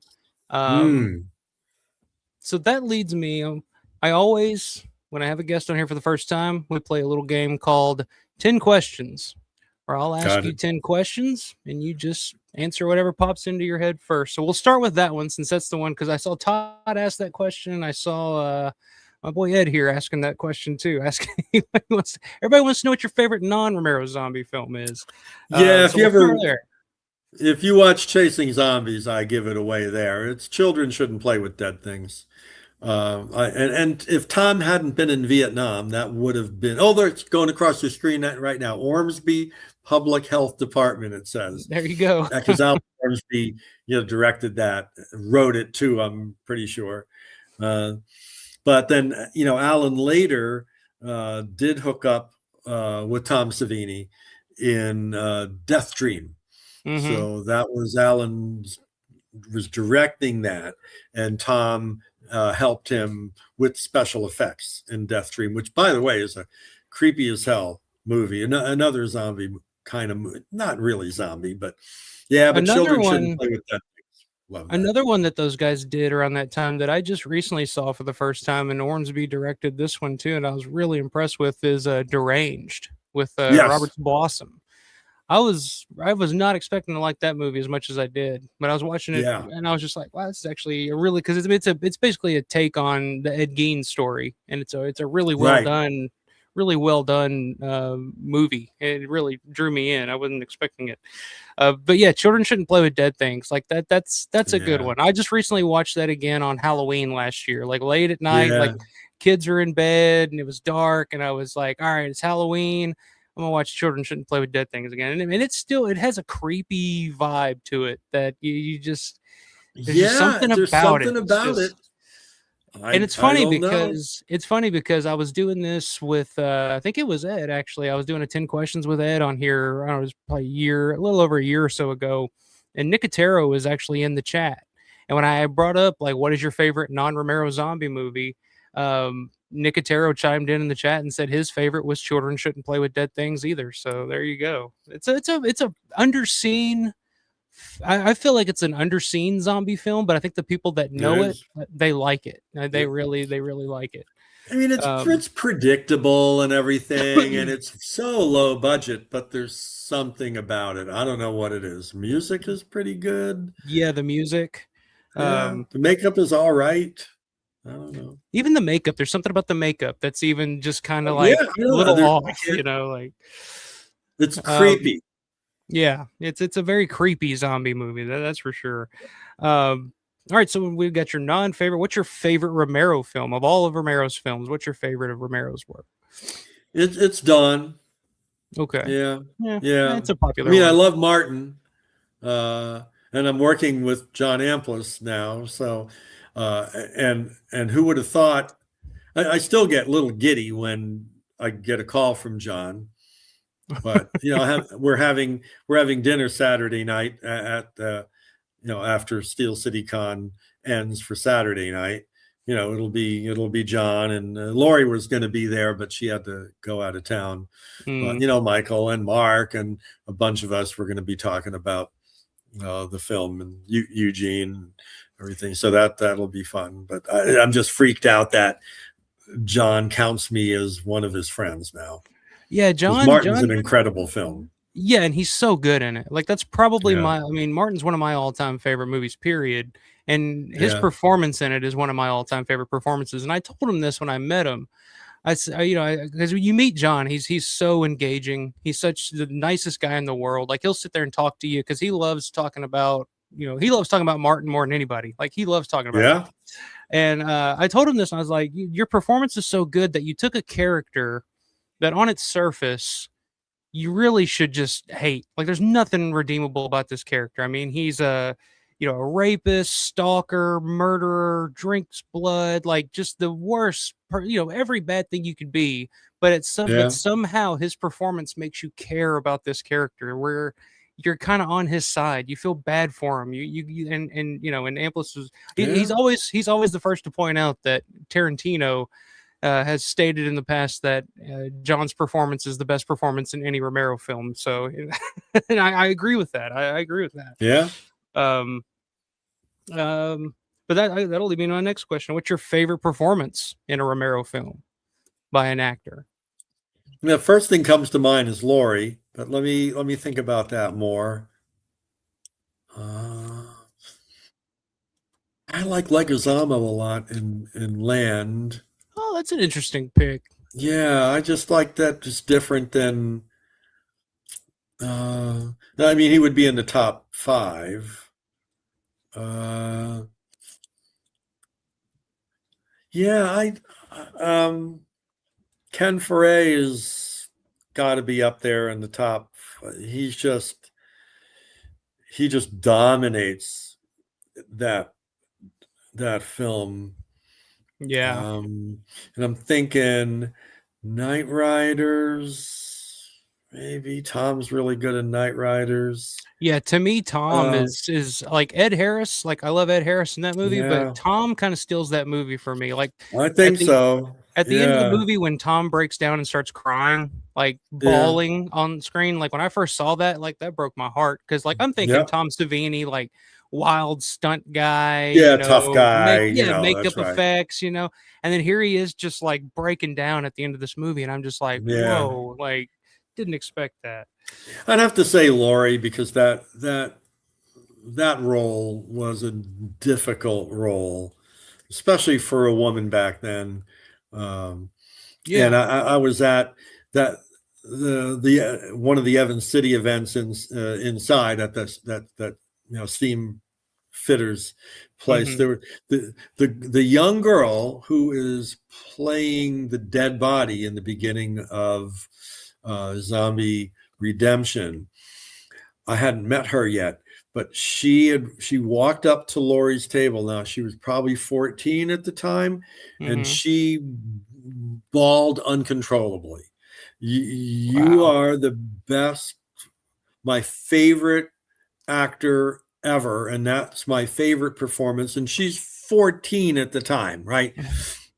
I'm almost looking at her dad saying, what the hell's wrong with you? You're letting her watch, Day of the Dead. And Laurie's consoling her. She's hugging her. And then she comes to Mark's table right next to Laurie's table, and she's still crying. And then she gets to my table, and she's still crying. Her name is Caitlin. So Caitlin's now Caitlin's 18. So now she's, oh, wow. And we're going to have her as the dead body in the beginning. But that's the effect that Laurie had on a young Caitlin Fogel. And that's just amazing. That's a really cool story. Cause that is a tough role for Laurie to pull off. Cause I always equate, so there's two other movies that I equate Day of the Dead with. And the first one is one we talked about earlier, The Thing, John Carpenter. It's 12 men in a confined area, a lot of claustrophobia, a lot of paranoia. And it's 12 men, it's 12 men in that role. And then another one that's very similar to Day of the Dead is an older film, much different. It's not a horror film at all, but I don't know if you've ever seen 12 Angry Men from Sidney Lumet back in the day. Sure. 12 Angry Men in a small room, claustrophobic. Yeah, great movie. But then Laurie's character is like the one female in that situation. Like Day of the Dead's 12 angry men, basically, but it's actually 11 angry men and Laurie has to be the strong, the one that makes the sense and is trying to keep everything together. And I think it's a great role model, because I was talking about this the other night. Like, you watch a lot of modern horror movies now, and a lot of the female lead characters in horror movies now, it just seems like they're always ultra like depressed, alcoholic, drug addict. Like there's always, it's like, it's not a female character that you'd want because I have two daughters, like, so I think about this stuff now. That's not the horror female character you want your daughters looking up to. You want them to be looking up to somebody like Laurie, who's, in Day of the Dead, like the strongest one of the bunch, like that's your superhero. Follow her. Sigourney Weaver and Alien, those type of characters. But now, Laurie just knocks it out of the park in that movie. That character is basically the beginning point of the new film, because what was Laurie doing in Day of the Dead along with Dr. Logan? They were trying to make zombies not want to eat people, and it was working with Bub, right? So Mark's character as the zombie psychotherapist in the new film is Dr. Mark Logan, right? That's his name. There you go. One of his first patients is Jeannie Jeffries, and she looks at a little plaque that Mark has hanging in the psychotherapy office, and she says to him, "What were you right about, doctor?" And Mark goes, "What do you mean, what was I right about?" And she points to the sign on the wall that says, "Dr. Logan was right." So but I explain the Easter egg a little bit too. But Dr. Logan dies in Day of the Dead, but Laurie doesn't. So that research carries on for generations and generations. And in DNA splicing, we don't talk about any of this, but a true Day of the Dead fan will get it, that this is an alternate universe, because I'm not shooting a movie in the future, but this is an alternate universe where apparently they figured out a way to make the zombies not want to eat people. And in the process, with all the DNA manipulation they did, the zombies became intelligent on top of that. So that all falls back to the Laurie character. Yeah, it's like an evolution of what they were doing with Bub. Bub, in Day of the Dead, Bub is, a lovable character. Like, to me, he always just comes off as like a little baby. You just want to you want to take him in your arms. That's cool. Yeah, I like that. Let's see. Well, we got question 4. Least favorite Romero film? Which one are you not such a big fan of? Probably Survival, maybe. I think that's a fair pick. I even liked Iron City, Ass Kickers, because it's kind of a Pittsburgh film. I liked something in all of them, but yeah, I don't know. That's a tough one. Maybe Survival or one of the Documents of the Dead, maybe. Not sure. Yeah, that's a tough call. One of his later, those are some people. Those are pretty polarizing for most people. I think some people will defend them, some people just not a fan. The one that I would wish I didn't like was The Amusement Park. That's a hard movie to watch, and you don't really like it when you're done watching it until you think about it a little bit.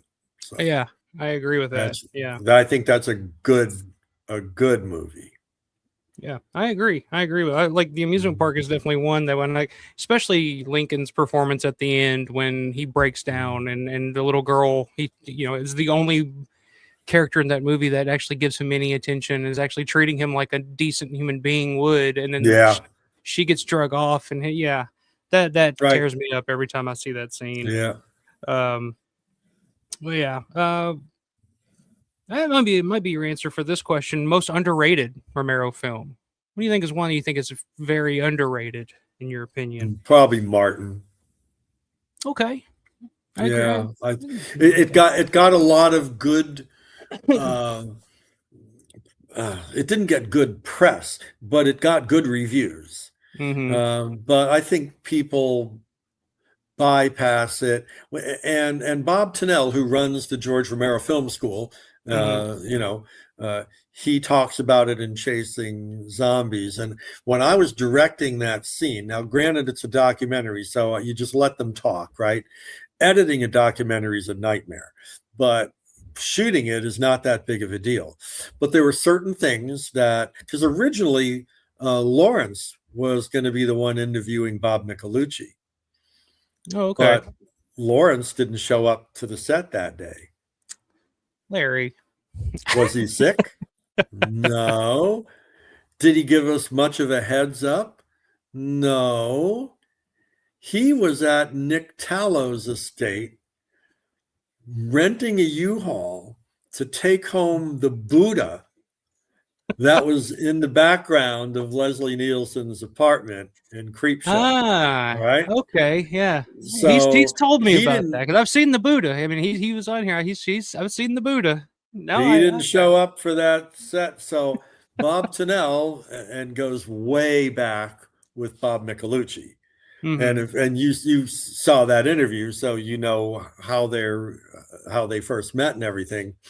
But I was in tears directing that because there's certain things in a documentary you really want the people you're interviewing to talk about, right? You want them to get certain things across.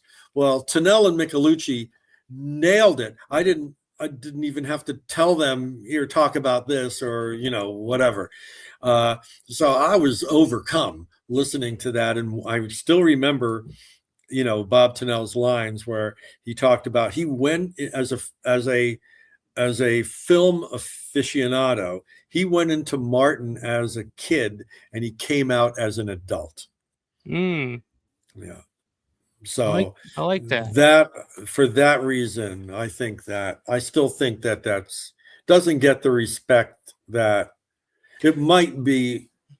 If Dawn and Dead didn't exist, I would say Martin's my favorite Romero film. Same here. And I tend to agree with that because I think to me, Martin is just a great 70s independent film. Like not just a horror film, but just there's just something about it that just it hits different for me. It's hard to explain, but you know what, The Crazies is kind of underrated too. Now that I think about it, that's pretty underrated. You don't Yeah, the They're all remake underrated to is me. Yeah. not very good, but the original, I remember seeing it the first when it first came out, and then I didn't see it again for like 30 years. So I kind of just went past it. Mm-hmm. And there's some fun stuff in there. Yeah, it's one of those movies that I think got rediscovered over the years. I think especially when I think DVD kind of really brought it back out when Blue Underground brought it out on Yeah, DVD. right, I right. think that on DVD. But yeah, like that whole period there of George's career, there's always Vanilla, Season of the Witch, The Crazies. Yeah. Sorry, Vulo, Jack's wife. I always say Season of the Witch, and then John Vulo steps in. He's like, "No, it's Jack's wife. And you got to call it Yeah, Jack's wife. That's right. Sorry. I grew up with Season of the Witch, but yeah, Larry was saying yes, all correct. I was late that day because of the Buddha. I did show up that day though, but a few hours late. There you go. But we replaced. He does apologize. He does apologize. He said he didn't think it would take that long to get the Buddha, but look what happened because of that. We had that Tennell Michelucci reunion wouldn't have taken place. And in my opinion, that is the best interview in Chasing Zombies. The stuff they hit on and the stories that they tell, that interview is so good. Have you ever thought about just releasing the full interviews that you did with for Chasing Zombies? Just yeah, maybe it wouldn't be too hard to do, but it'd be nice if a few more people watch Chasing Zombies. Just put it. We'll just put them on a DVD-R. I'll buy it off of you. Like I just want to.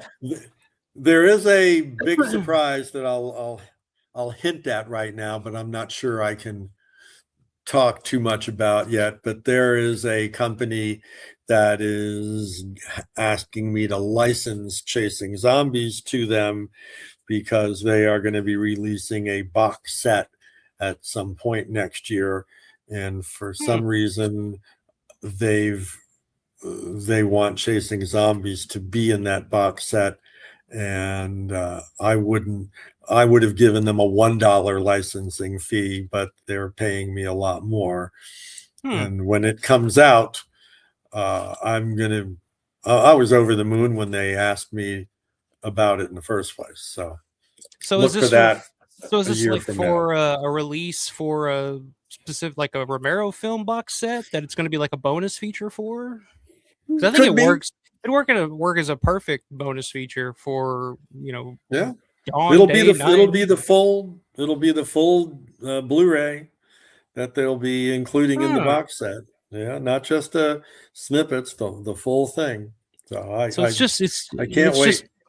It's just me and you here. Was it Second Sight that reached out? I can't say. Okay, all right. Yeah. Larry was saying, I guess this is a story why I wasn't asked back for the new film. So yeah, that's why, Larry. You're undependable, man. Come on. No. Hey, Larry, if you want to be in the new film, just show up. He'll be there. Here. We're here the 15th through the 19th. I'll find a place for you. But I've been really trying to stick with original George Romero actors. Now, I've made an exception, and one of those was Xander Goldman. I haven't announced him on Kickstarter yet, but he's on the IMDb page. Xander gets into the film because he's a very good director and a filmmaker. He made Crimson Harvest. So what about Crimson Harvest caught my eye? Well, Felissa Rose, that's a good thing to have in one of your films. He raised $130,000 on Kickstarter for that. So we traded his Kickstarter expertise for a couple lines in the film. I think he's got 2 lines in the film. So that was a good trade on my part. He's helped me a lot with the whole Kickstarter idea. It still took me about 20 hours to complete that Kickstarter thing. But so I've never done anything through Kickstarter before, but I've heard I know people that have used it and have had quite a bit of success with it. So hopefully, well, we're hoping all the Romero fans help us out with it, because There will be, it's not like Brenda and I are going to be putting this money in our pocket, and I'm not going to try and use it to pay myself back for the money that I didn't make for chasing zombies. The money that we get, we're going to be giving bonuses to people. For instance, Mark, I can't tell you how many times I was on my way back and forth to see my mother-in-law down in North Carolina on a 10-hour drive. And I'm talking to Mark Tierno on the phone about this movie just for hours at a time. And all the phone calls and times we got together. So, I mean, it was all my idea. And he didn't like the idea of the zombie thing. Neither did Monahan. They didn't want the whole zombie thing to be part of it. But they're not making the film I am. but still. Go make your own goddamn movie. Yeah. But anyhow, if this film makes enough money in Kickstarter, they're getting paid more than what they would normally get paid to be on set as an actor. So that's where the money's going. It's not going into my pockets. Well, there you go, Larry. Larry's in town all that week, so he'll be there. Stop by. You get a you don't have to pay the Kickstarter thing. You can come hang out if you want, and and we'll put you to work, of course. So don't just think you're gonna come out and sit around. Put his ass to work. He's got to make up for not showing up last time. You gotta, and Larry, I think a lot of the crew and the cast are staying at. I think it's technically in Coriopolis. It's called the Sleep Inn or Mainstay Suites. It's like the same thing. So I know that's where I put up Jeannie and Eugene and Kathleen Feeney. So there's a bunch of them staying at the Sleep Inn, and I think they still have rooms. So I'd let you stay with me, but Michael Tomaso's got bids on the guest room. And yeah, I can back you up on this, Larry. You are a worker. I went up to Pittsburgh back last February to help Larry with some location stuff he was doing for a Vinegar Syndrome release of The Dark Half. And dude goes and goes and goes. Like we Oh, I know. He was like, so Saturday it started snowing heavy. Like it was hard to get anywhere, do anything, get anything accomplished. And the next day I had to go back, but Larry went back and reshot everything. Like dude was, Larry can haul ass when needed. So he got it done though. I was shocked. I was thinking, man, there's no way he's going to get everything covered that he wants to cover. And sure as shit, he did. So, and of course he knows personally everybody in this movie. Oh yeah. Yeah. He might be the only one that knows everybody in, the cast. He probably knows Eric too. Oh yeah. Eric comes to the Living Dead weekends. Oh yeah. Yeah. All right. A few more questions here. We got next question. First horror film you remember seeing. What was the first horror film you remember seeing as a kid? Gee, let me try and think back to that. It was probably Night of the Living Dead. No. I lived in New Jersey, so I used to watch on Saturday morning. They had like the horror stuff, and it was Plan 9 from Outer Space. Ah, there you go. That's a good one. And that's a good introduction. And I'm a kid, right? Watching it. It went through the theaters, and it was immediately on TV. And I didn't get. I thought Batman was serious back then. I was a kid, right? So the vampire character, when she comes out, and that opening, that freaked me out. So it's amazing what like, because my daughter, she's 5, but she likes daddy's movies. Like she's seen, she's seen the Chucky movies, and none of that affects her. Like she's seen, Killer Clowns from Outer Space, and she's the other night we watched Poltergeist for the first time. She loved Poltergeist. Really? Well, that's a freaky movie. Oh yeah, but she was just like so concerned with the Carol Ann character. She loved that little girl, and she was like, "Oh my God, are they going to get her back? Are they going to get her back?" But the Yeah. funny thing is, the one movie that she had to stop was Return of the Living Dead Part 2, which is kind of a comedy. Like, it's kind of silly. But that one was the one where she was just like, this is too scary. This is too scary. I'm like, really? Like, okay, all right. Yep. But yeah, it's funny what as a kid what you think is scary and what isn't. It can differ. So yeah, Plan 9 from Outer Space. Yeah, I could see that. Yep. What's your favorite documentary? You've done a couple of documentaries. What would you say is your favorite documentary? I like music documentaries a lot. I watch because I've been a musician my whole life.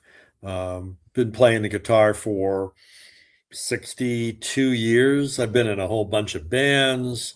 Nice. It's always been a really important part of my life, and I have music credits on all of my films because I'm adding the music to it, and of course I'm going to be playing my guitar in certain. I mean, there are parts in the films where I've got a piece of music that's this much that I need to put into the scene, but the scene's this long, and I need the one part here to be when the couple hugs and it builds to a crescendo. So I kind of have to open up the film and the music in the middle so that it'll fit at that end. So I'll play the guitar and match it in the middle there, and so music documentaries, I just love. And just recently I watched Becoming Zeppelin, which I saw a bunch of stuff that I did not know about. Probably my favorite band of all time, because I'm a huge Jimmy Page fan. That was going to be my next question, because I knew you were a musician too. My next question was going to be, what was your favorite band or artist? So I think you just answered that one. Yeah. Too. Well, I have a for many years it was Yes. Because I just loved the progressive rock kind of thing. And then Led Zeppelin was number 2. But it's just after watching Becoming Zeppelin, I changed my mind. I had no idea what John Paul Jones did behind the scenes for Led Zeppelin. And and then The Who was always up there in top 3. Big fan of John Entwistle. Keith Moon, my favorite drummer of all time. That kind of thing. Well, it's interesting you mentioned Yes, because I grew up about an hour from Nashville, and I ended up going to an SAE, which is an audio engineering school in Nashville. Sure. That was my college. I went to music engineering. Right. So I went there, and one of my teachers at that school was a producer on quite a few of the Yes albums. His name is Alan Shacklock. He got his start on Abbey Road, working with interesting some of the Beatles like the last Beatles album, Abbey Road. He worked on the Pink Floyd Dark Side of the Moon. He was telling us the story of how they got the clocks from Time. They literally went to a clock store and set up microphones. I saw something about that. And who else did he work with? Alan Parsons Project. He was a producer on some of those. Wow. And Yes was one of those bands he worked with a lot too. Yeah. It was so funny because he was such an Englishman. A little Englishman. He had a band back in the day called the Babe Ruth Band, which was like his main band that he played guitar in.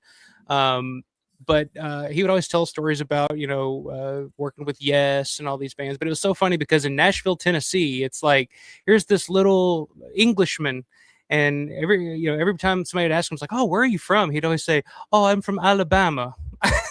Everybody'd be like, okay.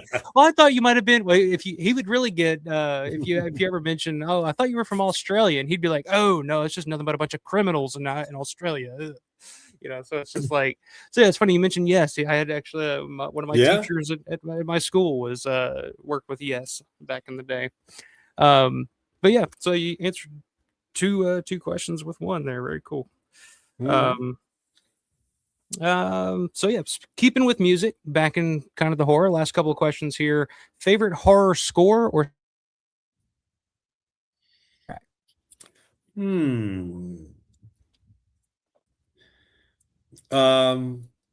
even though Dawn is my favorite Romero film, the score in Day is is so enchanting and haunting, and there's that I really love the score in Day. I'm trying to think of. I mean, a score. When I was going back to film school, one of our assignments was to. They gave us about I knew you'd 30-second appreciate that, clip. Matt. Yeah, Matt's a huge fan of the Day score. yeah, a 30-second clip of Gunsmoke, right, with Mhm. no music in it, and we had to add music to make it different. So the music adds so much to how a film goes. Mhm. And a lot of the people in my focus groups for my films, they see the film with no music, or I would put placeholder music into the film, music that I know I'm not going to be able to afford to buy, but I put it in anyhow, like for later on in the focus group, so I can get the emotion that I want the audience to understand. So and yeah, Day of the Dead just really did something to me emotionally. But I'm sure there's other non-Romero films that do that. The Day Yeah, score is operatic. Like if you listen to the album as a whole, it tells the story of the film. The way that it kind yeah, of I have the album. builds up, goes down, builds up. Yeah. Yeah, John Harrison. But there are certain people out there, like our buddy John Vulo. It's just not. You can't convince him. He does not like that score at all. But there's Yeah. some people like us that are just like, man, it's a because I'm kind of Yeah, I with you. really there, love like, it. Yeah, it's But I'm sure I could come up with a dozen other scores that I like, maybe even better. I mean, yeah, an Alien and Aliens, those are pretty amazing, obviously. Well, you talk about the impact that music makes on a movie. I mean, there's the story that John Carpenter tells when he first screened Halloween without music, and the producers were just they didn't get it. They said this isn't Yeah, scary, like what this isn't a good movie. And then he added the right. music to I it, knew that. and then they were just like, wow, this is the scariest movie we've ever seen. It's just like, well, I just added music to it, and it changed Yeah, the whole that's right. dynamic of everything. And that's a hell of a score, obviously. Yeah. That's probably technically better than Day of the Dead.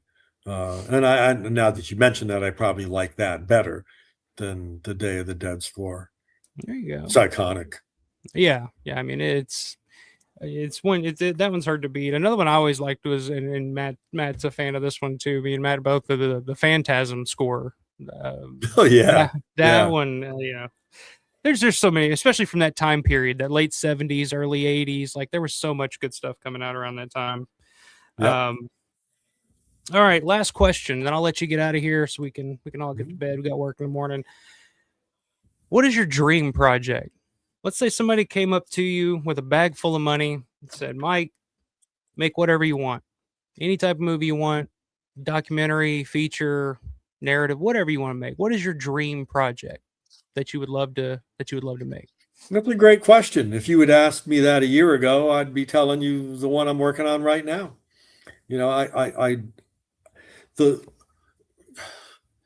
I think we mentioned in the script of the one I'm doing right now, you put three humans in a room together with a loaded gun and lock the door, and it's not going to take long until one of them's dead.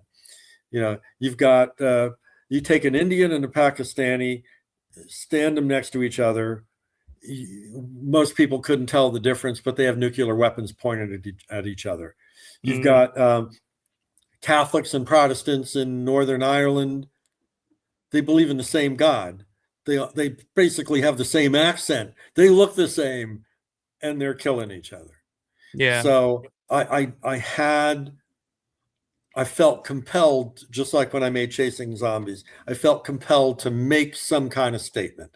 I didn't want to hit the viewer over the head with a 2x4 like Roddenberry did in Star Trek with the Frank Gorshin character who's got black on one side of his face and white on the other, and he's battling these other, and you don't really notice until they point out, what do you mean we're completely different? He's got black on the one side, I got black on the other side, thinking, okay, yeah, I get the point. And I appreciated it at the time, right? So but I wanted to be not a little more subtle, although I still spell it out in this movie. So a year ago, I'm making my dream movie right now. I have the people I've admired for years and years and years, George Romero actors who I never knew I'd ever have access to, and now I call them friends, and I'm getting to make a movie that's different. And I've got a great cinematographer, which was one of my goals. How was I going to find? There really are no local, sorry, Pittsburgh. There's really no local Pittsburgh cinematographers that can do what Eric can do. So I needed Eric to do that. All the pieces had to fall into place, or I wasn't going to make this movie. And they did fall into place. And now we got a great script. So, money or no money, I'm making this film. My marriage might not survive when we're done, but so please help with Kickstarter. Save his marriage.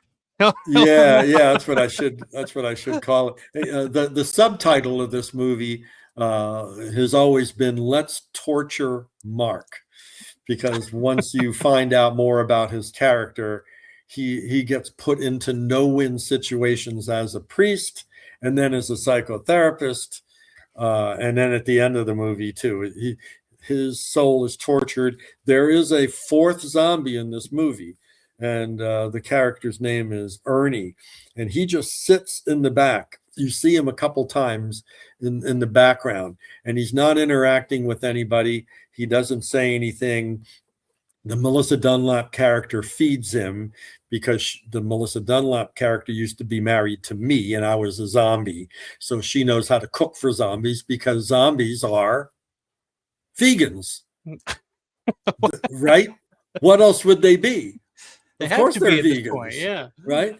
So this Ernie character comes in to eat, but the backstory, which comes out, by the way, in part 2, which we're going to film some of it during part 1. Don't tell anybody. This character was a social worker who worked a lot with drug and alcohol people. I have a lot of experience in that too. I usually worked in geriatrics, but I did some drug and alcohol work. And he just could not deal with the human race and how they treated each other and how they wouldn't listen to any advice. And they keep making the same mistakes generation after generation, that this zombie character couldn't take it, and he just withdrew. So he short-circuited. He just couldn't deal with it. In part 2, however, we have a couple characters that help bring him out of his funk to help the community with some stuff. So this is a really interesting character, and I have a really great actor who's basically committed to it, but I can't say who it is yet. But we're going to introduce him in part 1. Okay, cool. Yeah, this would be this would be my dream project. Like, because growing up, like when I was a teenager, my goal was I wanted to be the next George Romero. Like, I wanted to be a filmmaker when I was younger, and I still do on some level. This is my version of being a filmmaker, is YouTube. I'm doing what I can. But like, if you would have told me, like, oh my God, like you get a chance, you get to direct a movie starring Laurie Cardill and John Amplas and Mark Tierno and all these people that you look up to and idolize, and I would just be like, well, I would just be happy to meet them at that point, let alone work with them. So yeah, I think that's cool. And like you said, with the whole, you have something to say with this movie too. Yeah. It's not just, people, you're not just playing around doing something just to do it, just to be, you actually have a purpose. You have something to say. You have a theme that you want to attack, and I'm happy for you. And yeah, I'm trying to channel what George would do in a situation like this. Exactly. Bob Tennell points it out as you saw in Chasing Zombies, whether it was on purpose or not, George always seemed to weave in kind of social commentary into all of his films. Yeah. So Yeah. And I think this movie, I mean, everybody always talks about the family atmosphere that George created on set. And I mean, oh yeah, all these years later, it's like all these people are still friends. They still want to work together. They still, and you're keeping that legacy in your way. You're keeping that George's legacy going by doing something like this with all these people that helped George create his legacy. You know, it's still, you know, it's really cool. It's really cool. I think George would be, you know, George, you know, everybody always say George is, you know, a modest guy. You say, oh, George, you're my hero. And George's like, what are you talking about? Like, what are you doing? But George, I think I told George Dimick this as well when George was telling me about like his, you know, George inspiring him to make his films and stuff like that. I was like, dude, that would probably more so than anything, like that's what would make George happy. It would be to see these people that he touched, that he, you know, that helped him create his art are still going out there and inspired by him to do their work. You know, that I think George would be over the moon about that if he were here today. I would hope so. Yeah, I think so. Rick, thank you for the $5 super chat, my man. Rick, the North Going Llama. I got to say his name. It's just I just love his name. But I've seen you in the chat all night, man. Good to see you. Hope you're doing well, my man. But yeah, guys, as you guys can see, as I mentioned at the beginning of this thing, enthusiasm, determination. This guy has it. He's enthusiastic. He's determined. He's putting his marriage on the line. He's putting his own money into it. But Brenda's going to be the script supervisor. So there you go. So she's helping out. She's helping out. Yeah. But everybody go check out the Kickstarter. It's going up coming up Saturday. Kickstarter. Yep, it'll be live on Saturday. Zombie Redemption, and you can help pitch in. You can be an executive producer on this thing. You can get in with the big wigs in Hollywood. And you can say, hey, I got a producer credit. You know, and let me into these weird Hollywood parties that you got going on over here. Yeah, that's right. You know, but yeah, thank you, Mike, for doing this. I appreciate it. Good luck to you, man. I hope I look forward to the final product. And any parting words or any more information you want to throw out there? Floor is yours. Yeah, that's just if you've got a dream, you got to follow it, man. Do whatever you can. You get to be my age. You don't want to have any regrets, and I've lived my life by that rule. I don't want to have any regrets. I have an idea. I need to see it through to the end. Very cool. I wholeheartedly agree with that. And Steven's got a theory here about the film. It says he feels like it isn't going to end well. The zombies may still feast in part 2 or 3. There's some of the cast have wanted that to happen, but let's put it this way: there's a little bit of a twist at the end of the movie, you know. But no one's eating anybody. No. Everybody's playing nice in this movie. But again, thank you, Mike. Appreciate it. Good luck to you. Look forward to seeing you at Living Dead Weekend in June. That was a nice surprise to find that out tonight. So that'll be cool. But guys, make sure you like the video, subscribe to the channel if you're watching for the first time. I'll be back next weekend. As always, I'm always here talking about something. But until then, guys, stay safe, stay prepared, but always stay scared.